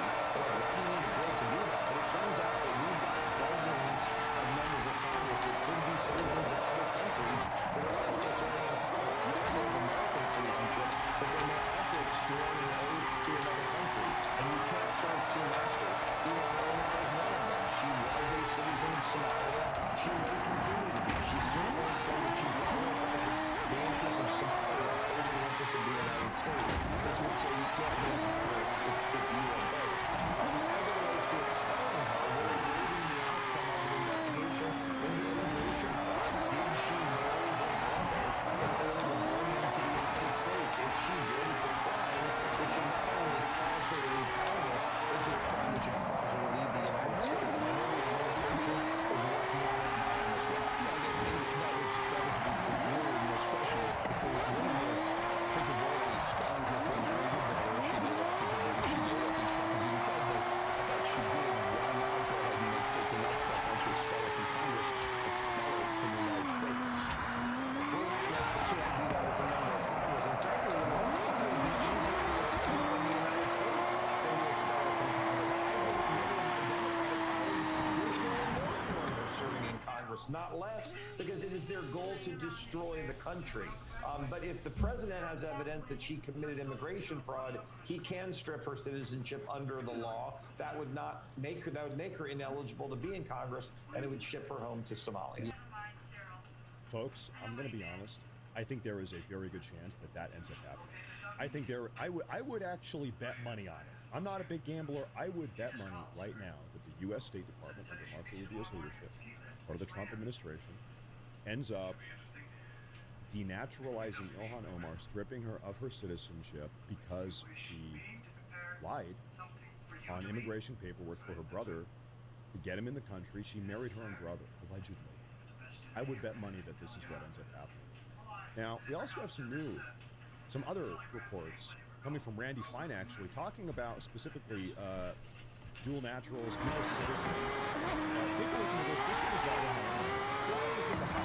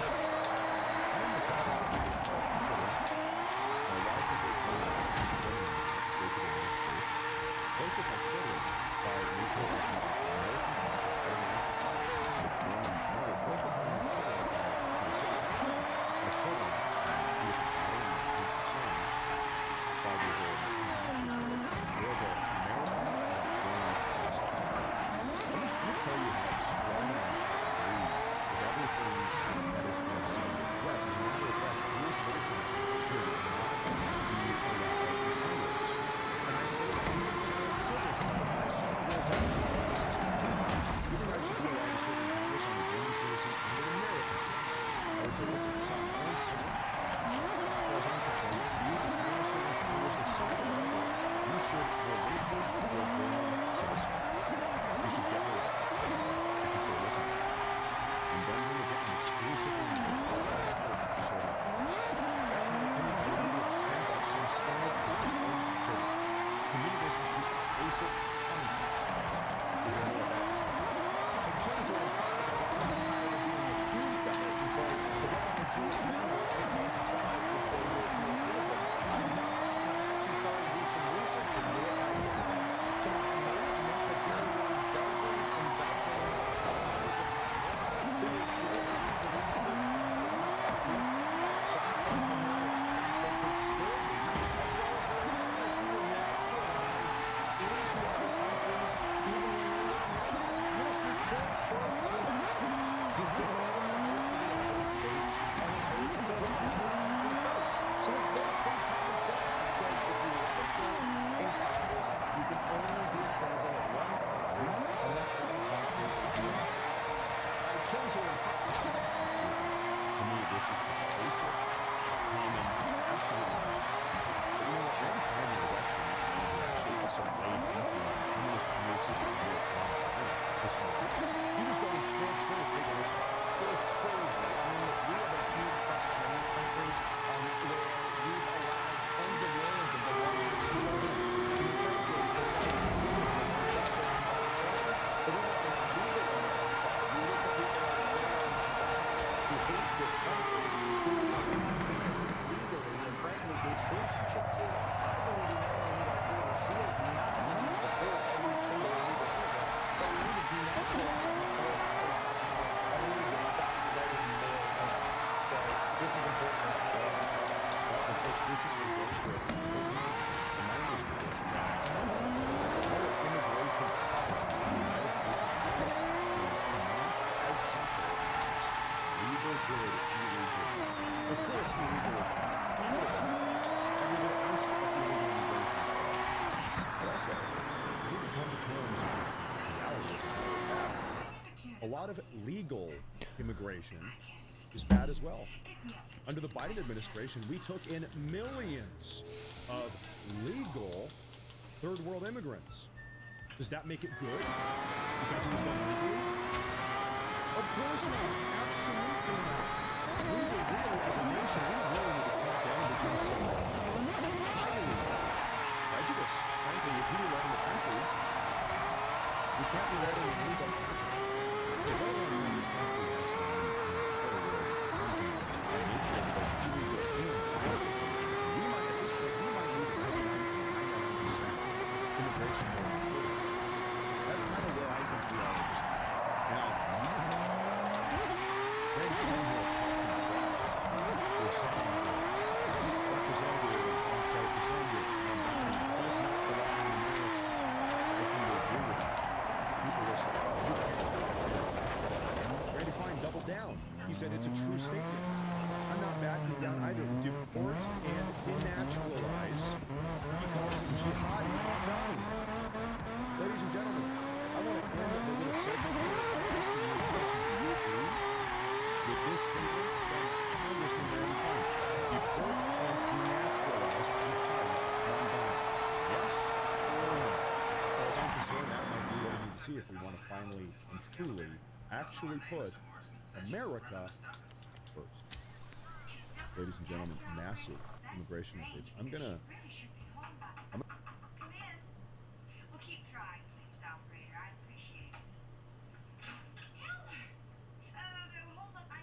Ladies and gentlemen, welcome to the show. My name is Matt Morrison. I'll tell you what, boy, howdy, do we have a hell of a lot to talk about.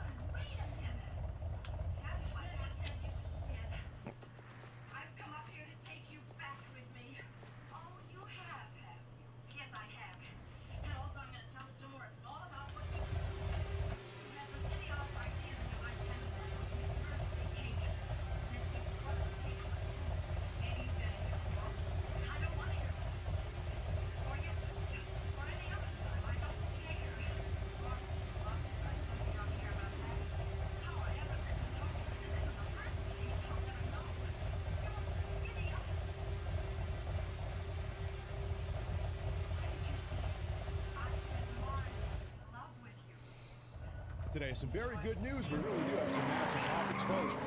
Folks, first off, Democrats, I kid you not, but Democrats have just gotten caught paying homeless people for votes. Hey, homeless people vote. And so now, yes, we're actually already seeing federal charges go out in what may be described as an absolutely massive day for justice. With really in other news, everyone's favorite low-light Supreme Court justice, Jackson, has just sentenced this morning to a new law, which is frankly, as far as I'm concerned, unbelievable. Really considering how low she already was. And now, in response, the Supreme Court Chief Justice John Roberts has actually just decided to take direct action against all of the Brown Jackson's never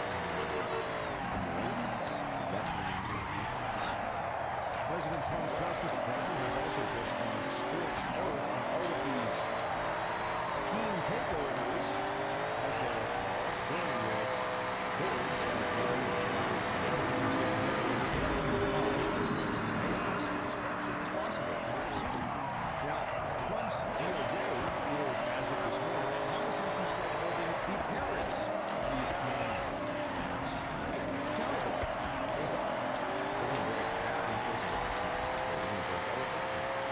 And also, I just need to say the Iranian regime has just spit in the face of President Trump really being the United States and America.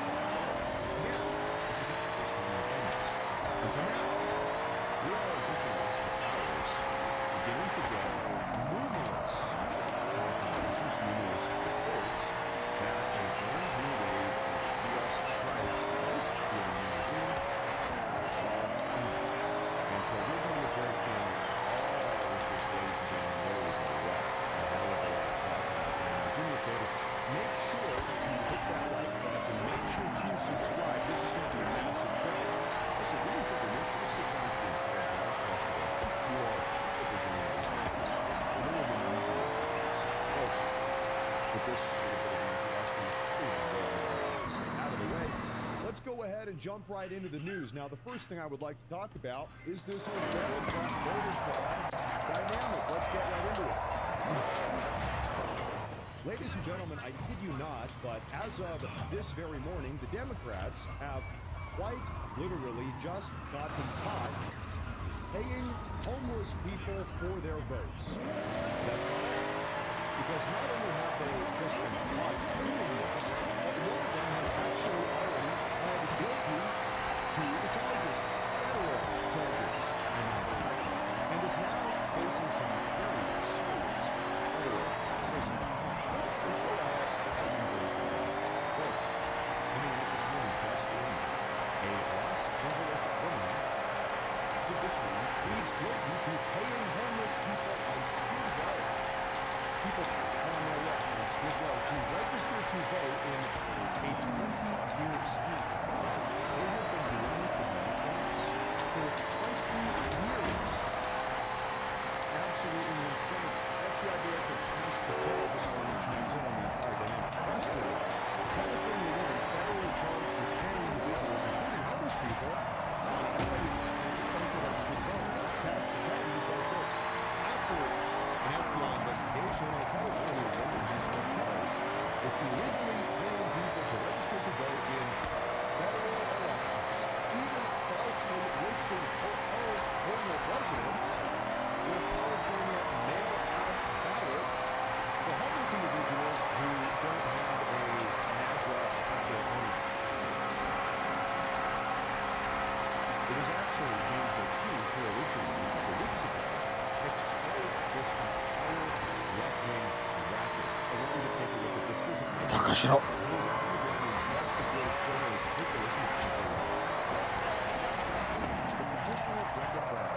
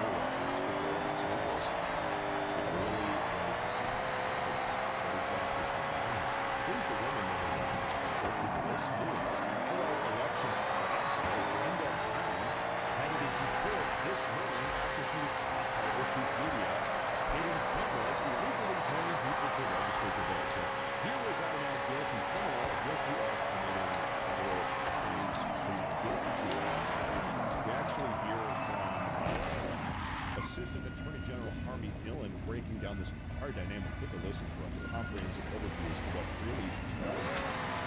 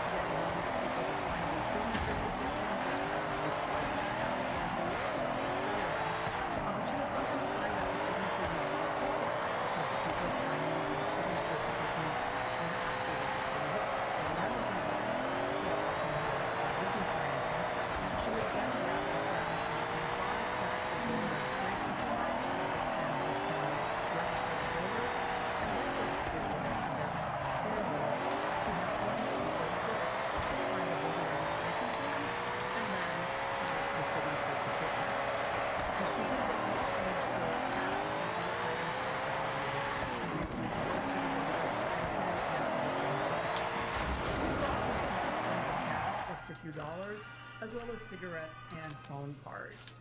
On several occasions, when the homeless person had no formal address to enter on the voter registration form, Ms. Brown Armstrong provided them with a fake address, namely her own 100 yards.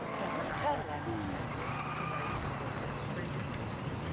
Now, the potential charges registrarily would include a fine of 3 years supervised release and a fine of $1,000. This case is important because it shows how easy it is to corrupt the state behavior. And there are the state and federal elections that are used by the state. Of course. Now, I think everyone with the functioning brain has a questions. First off, there's Brenda Lee Armstrong, who just reported with this morning. When homeless people were arrested in some of those petitions and stands for U.S. dollars, cash, and cigarettes. We should be able to do this. We should be able to do it. But you think that that's why. Whatever she's going to do, she's paying people to do this. And all we're doing is paying 8,000 just for hours and some of that money. This is just for a couple of hours and we know anyone can in the United States has money. So what is she getting in? Now, let's get some background information. Brenda Lee Armstrong is actually working for a left-wing petition gathering business in Southern California called One More Petition is the name of the business. And as I'm sure all of you imagine, insofar as all of this bringing people to register to vote goes, Brenda Lee Armstrong is really as far as desperate. In fact, as far as I can tell, I've got into this this morning, because of what is happening today, there's actually a much grander federal investigation into this entire left-wing racket, this one specific organization, left-wing entity, as an individual. One More Petition is what it's called, federal investigation. How expansive is this? Is this happening? Well, it's happening in Los Angeles. What about, I don't know, various other places in Los Angeles? What about San Francisco? What about other states? What about Seattle? So now a massive federal investigation on the vote. What the hell is going on? Now, here's a good question. How is this happening so easily in California state? And maybe in these things are other states. But I want to go through a quick thing on this. Just a couple of months ago, take a listen to this. It's going to be very good. California is taking a very good. A month ago, the past year, it became illegal to show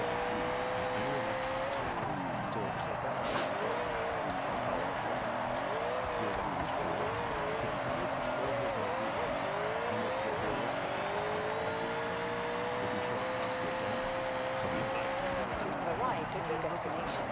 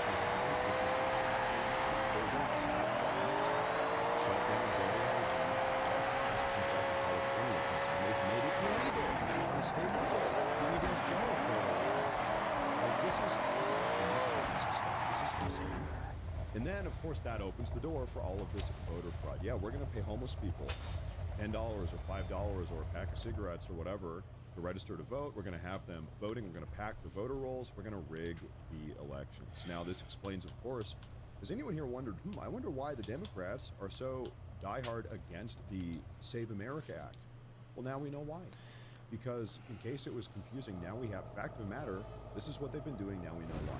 What would the Save America Act do? It would necessarily 100% comprehensively shut down this exact type of fraud, voter fraud, election rigging that we have just seen. We got the proof of it happening in California. And of course, there's more than one type of voter fraud. We got the mail-in ballots. I'd visit Norikura Skyline a lot when I was younger. It cuts through these mountains with hairpins throughout. It's a test of a driver's skill and their control too. Which is why really we need to pass it.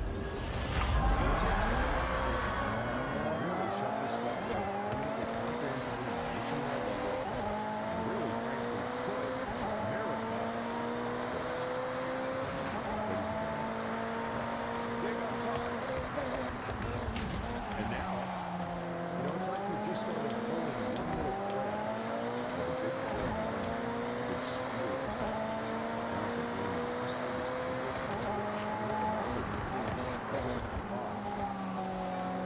every lock inside of a blue state, guess what we find fraud? Whether it be welfare fraud, meal assistance fraud, rape, or abusing parents, lying about treating autistic kids in the home. It's just never ending. Voter fraud, paying vulnerable homeless people. Hey, yo, homeless, I'll be on Skid Row, I'll give you 3 cigarettes if you register to vote as a Democrat.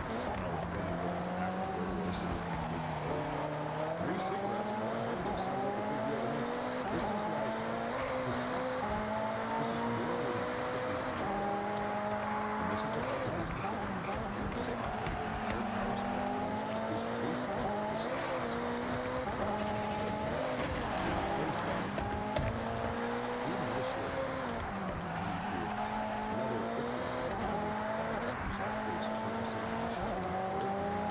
Supreme Court Justice Jackson.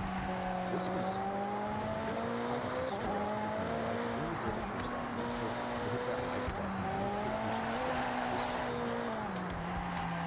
ladies and gentlemen, everyone's favorite low IQ Supreme Court Justice, Ketanji Brown Jackson, just continues to spiral out. Seriously, as of this morning, because the Supreme Court refuses to capitulate her individual far-left radically progressive agenda, now, guess what? Ketanji Brown Jackson has just decided to use the Supreme Court as her own private soapbox, not even attempting to dispense justice or properly interpret the U.S. Constitution, which is her job. No, she's not doing. She has no interest in it. No, she's doing actually the exact opposite. In fact, I've got something I want all of you to take a look at. Great drive on an incredible road. Give a report. There she is, the lovely Ketanji Brown Jackson. A report coming out from Fox News this morning. This happened just now. Justice Ketanji Brown Jackson is now openly protesting the Supreme Court for ruling against, guess what, racially gerrymandered voting districts. She loves racially gerrymandered voting districts. Justice Jackson speaks the most on the court, but she seems to understand the least. The court has already deemed racist gerrymandering illegal. It is now Okay, Brock, unconstitutional. what do you It should want to have do always now? been deemed unconstitutional. And so, as such, it is now the legal precedent across the country. No more racially gerrymandered In voting Eliminator, districts. you want to be the Ketanji last Brown car Jackson standing. is an activist Stay in the zone judge limits, and hunt down knows car upgrades, that and by outclass nature the of other voting drivers all splitting the way to a the racially final thrilling gerrymandered voting showdown. districts. Now the Democrats are going to split nationwide. They don't want fair racially impartial representation. No, they want racist, Everyone starts with a rigged level 1 car on outcomes. equal footing. Now, once I you get wanna into the share something arena, with you'll be you. given the chance to upgrade. It came out this morning. This is going to blow your mind. This here, folks, you're looking at a chart here over the last All right, pick year where you and want a to half. spawn. Between How you and many me, words, all the good individual drops usually words happen near have been buildings and spoken landmarks. by each Supreme Court justice. What do you see? You see Thomas over here on the far right. He has, in the last year and a half, during all the Supreme Court debates and deliberations, he's only spoken 11,014 individual words. Jackson has spoken 76,116 individual words. He's just yapping up a storm. As Justice Ketanji Brown Jackson continues to speak twice as much as any other Supreme Court justice, on average, twice as much on average, Chief Justice John Roberts is now planning to implement limits on speaking time for the first time in the U.S. Supreme Court's entire history. Roberts is now hinting at changes to too long Supreme Court arguments. Why do you think now, for the first time in all of U.S. history, Chief Justice Roberts is considering speaking limits, talking debate limits, for the first time ever in 250 years of our Supreme Court's existence? Well, it's because Ketanji Brown Jackson, frankly, doesn't know how to shut the hell up. Sorry, I almost said a word I shouldn't be saying. But anyway, Hey. this is just egregious. He's had enough, and now they need to implement some sort of, institutional limit on how much she can yap. They're implementing special new rules for the first time on the Supreme Court to shut her up. Thank God. I mean, it's got to be annoying, right? In fact, what's more, it's not just Jackson. Who are the top 3 yappers on the Supreme Court? You notice a certain trend. Jackson, Sotomayor, number 2. Kagan, number 3. I don't know what do we call these? The 3 musketeers. The 3 far-left, radically progressive, low-IQ musketeers. Oftentimes, they are the 6 senators.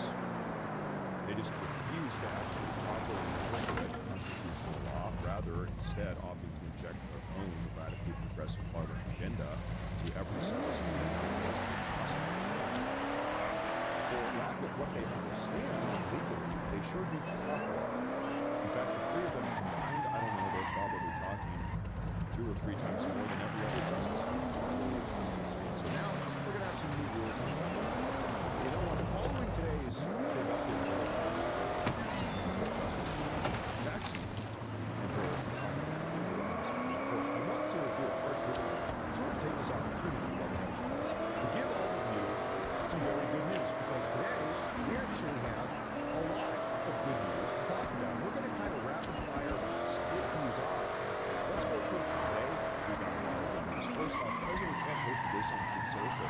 Look at this. Drug overdose deaths around the country are absolutely criminal. Now that President Trump is back in the White House. Just alarming. Why do you think this is? Why across the United States are drug overdose deaths so criminally low? States are I'll tell you why. It's because Trump has shut down the border. No longer can you have an effort on the move of illegal caravans, smuggling That's why Trump is cutting off gun supply. That's why you can't get out if you have gun supply, as they say. Now, speaking of that, I want to show you something else. Let's talk about the good drugs. The first president, we got the confirmation today, Trump is the first president to bring down prescription drug prices ever, perhaps in all of United States history. You see, to various degrees, going all the way back to Nixon's first term, prescription drug prices in the U.S. have been going up. up. Guess what? For the first time ever, Trump in his second term is now reliably reducing prescription drug prices across the entire country. Give me a 1 in the comment section of the live chat if you feel that, if you've noticed that your drug prices have gone down.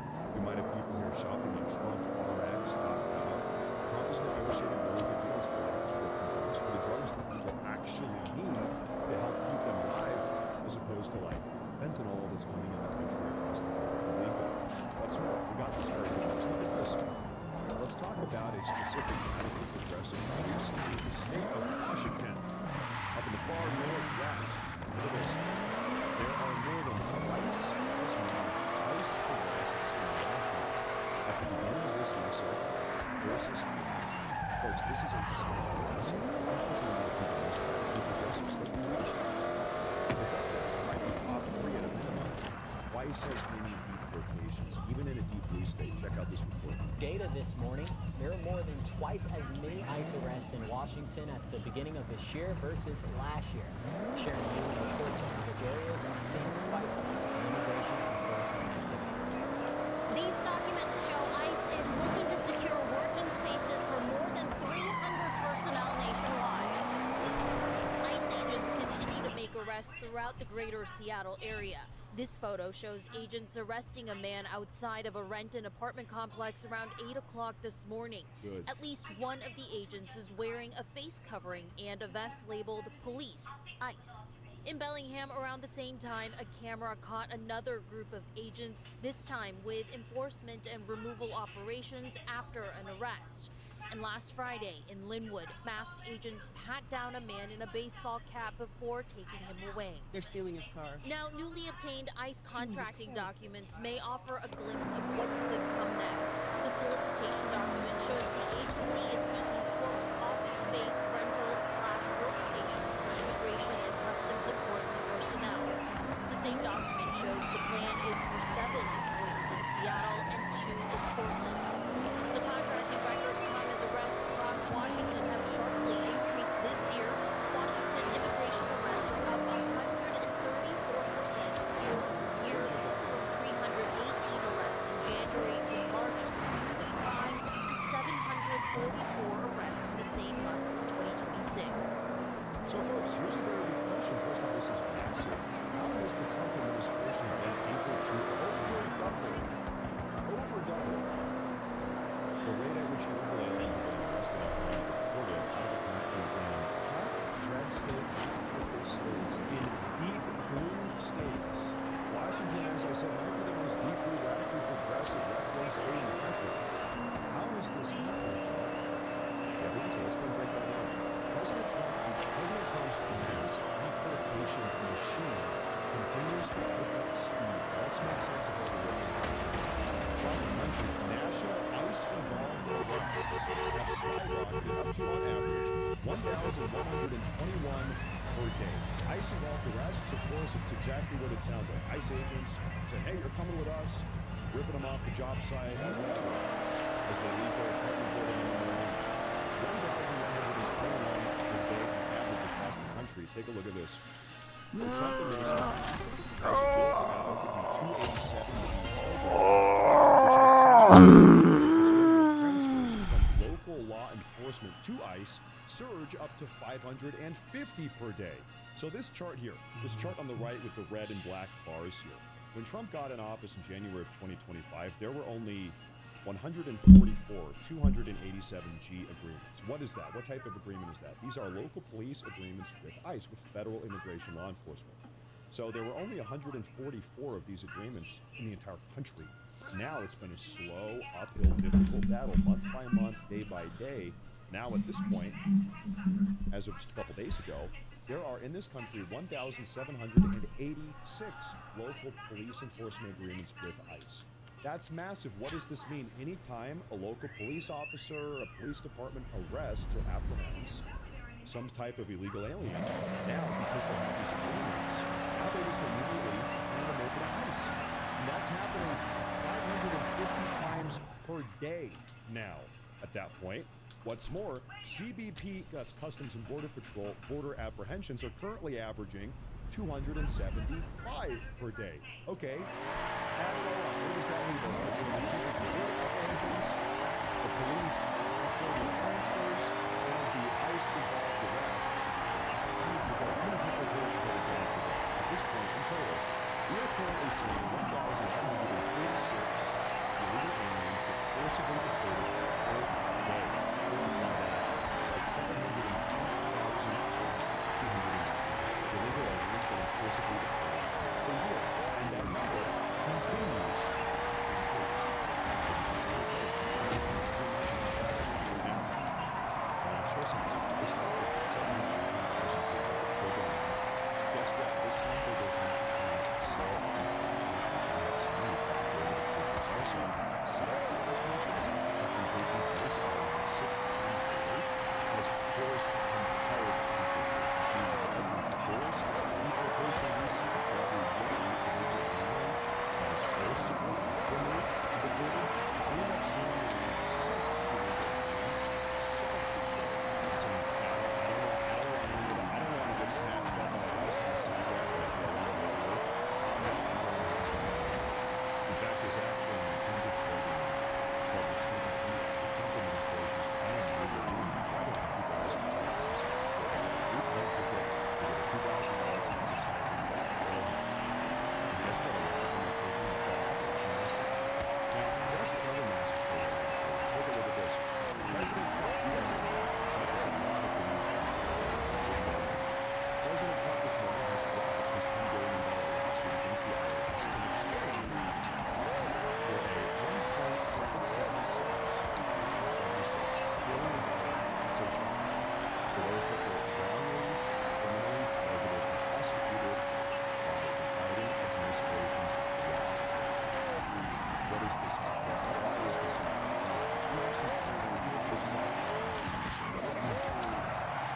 roughly 1,600 people are likely to ultimately be eligible for this brand new $1.776 billion compensation that Trump has just negotiated.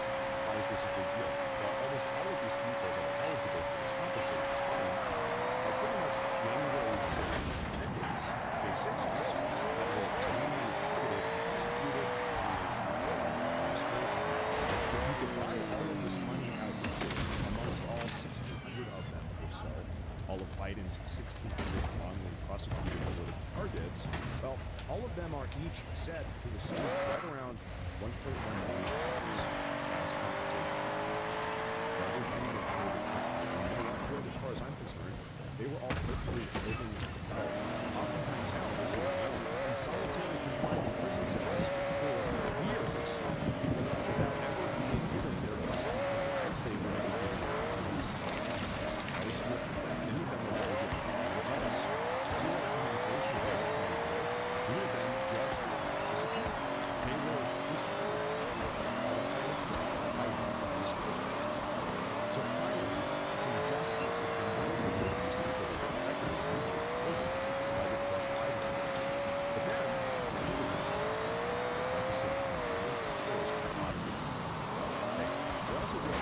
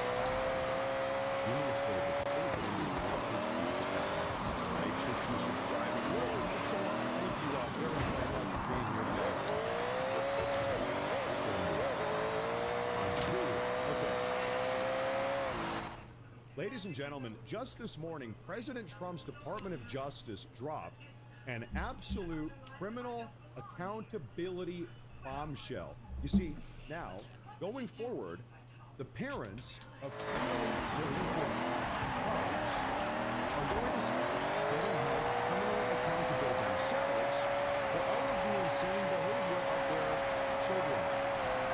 It's really driving me nuts, because there is a lot to talk about.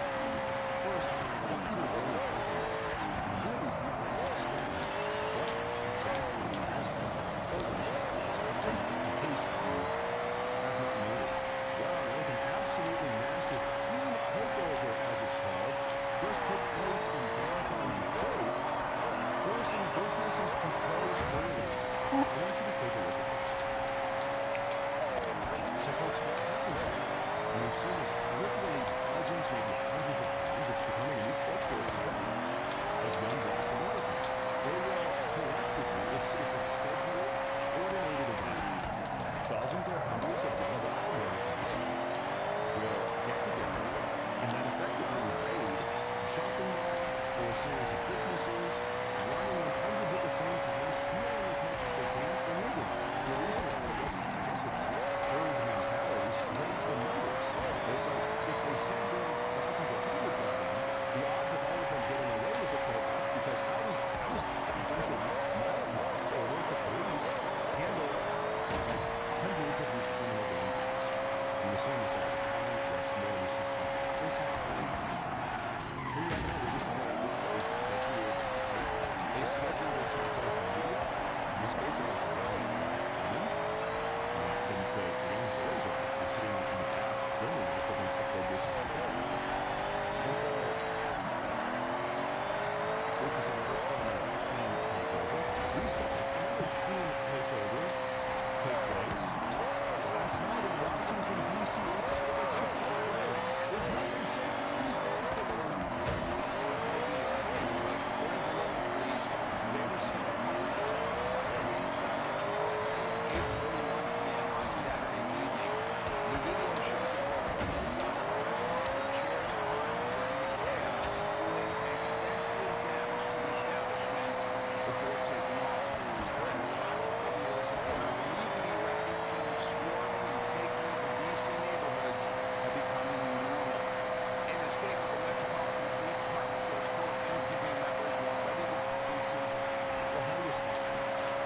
so fast they're in and out. It's scheduled in advance by these young black communities, by these thugs. They go, they fight, they film it, they put it on TikTok. It's a lot of it is for social media clout. Of course, oftentimes they're stealing things that we money here. In a Chipotle, no less. Listen, can't a man get a Chipotle burrito bowl with guacamole and queso on top in peace these days? What has this country come to? This ain't my America. What has this country come to? Now, there's something else I want to share. The reason why I feel to speak out of this is because there is a cultural inside the country, and it doesn't do us any good to take a look at this. 47% of black children in the United States of America are put to be raised by single mothers. The rate of black household single motherhood is over 3 times higher than that of white single mother households. Statistically, I don't want to be offensive, but we need to have an adult conversation. We live in reality. It doesn't do us any good to ignore the facts. Statistically, single mother households are one of the highest reward factors with delinquent and dysfunctional behavior amongst children. Maybe that's something true, but it isn't true for all of us. And very clearly, we're seeing this manifest in the black community where half of the households, half of black children don't even have fathers. Very clear. It's a problem that leads to behavior like we have just seen. Like I said earlier, the Trump administration, the Trump Department of Justice, they have done tolerating this sort of delinquency in Washington, D.C. across the country. Take a listen to this partial report coming out this week. Starting today, my office will aggressively prosecute parents under D.C.'s curfew law. This statute makes it unlawful for an adult to enable, facilitate, or permit a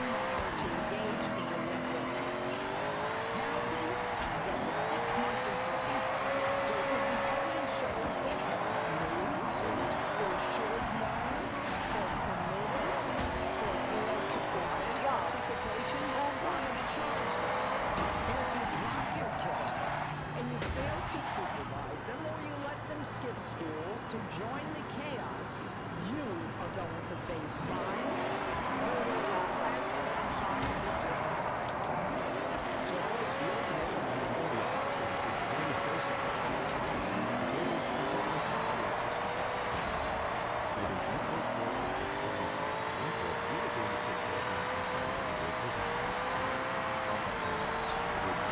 It's 400 yards. Turn left. Imagine if you're taking your chip Turn left. which you're seeing. The business, whatever.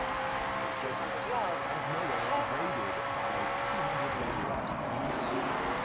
Some of them make it, some of them boats themselves. And this one is actually just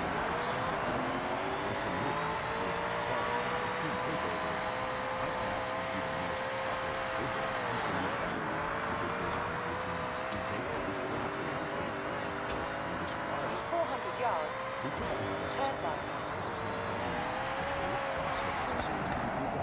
left. Turn left. That's it. But then, one of my favorite scenarios is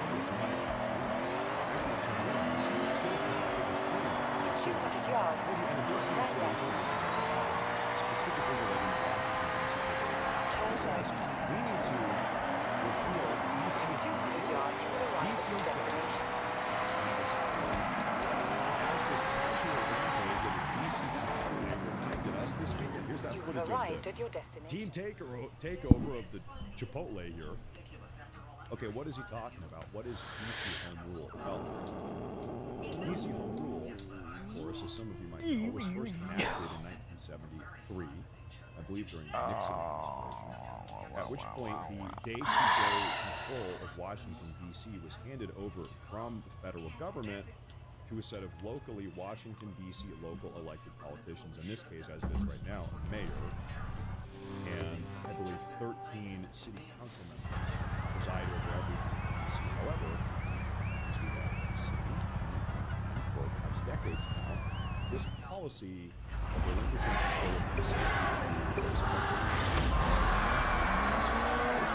has proven to be absolutely catastrophic. This is not just really significantly catastrophic, as I said, just decades ago. And so we're going to be showing them, of course, maybe but now, Justice Department and also this prediction as to what we might expect in the future containing violence. Also, not just a prediction, but also another potential solution to this type of behavior. And I think all of you are really prediction, he says. This upcoming summer will be the summer of juvenile gains. Truth, he says. Software Democrats in American cities have created this scourge of so-called juveniles. He's with me. He doesn't have to know that this is a bunch of juveniles. I think we've got older individuals in this as he says. The so-called juveniles terrorize citizens and get no jail time and are immediately put right back into their broken communities. Lock them up, he says, and send them to reform jails in far-off places. He says, that's for reformatories in West Virginia. Ladies and gentlemen, we will see that all of these criminal delinquents, you know what, I guess we can't even blame them for thinking because historically, they have been getting away with it. Perhaps enough.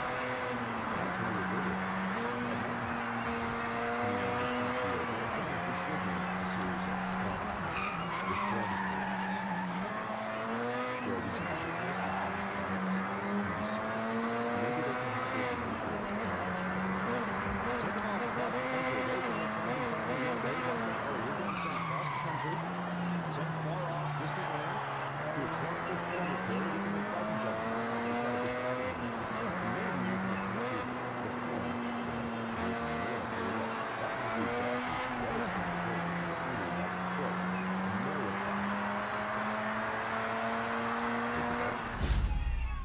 things are happening. I'll tell you what, though, piggybacking off of his prediction, Ed Martin's prediction here, it is a midterm year.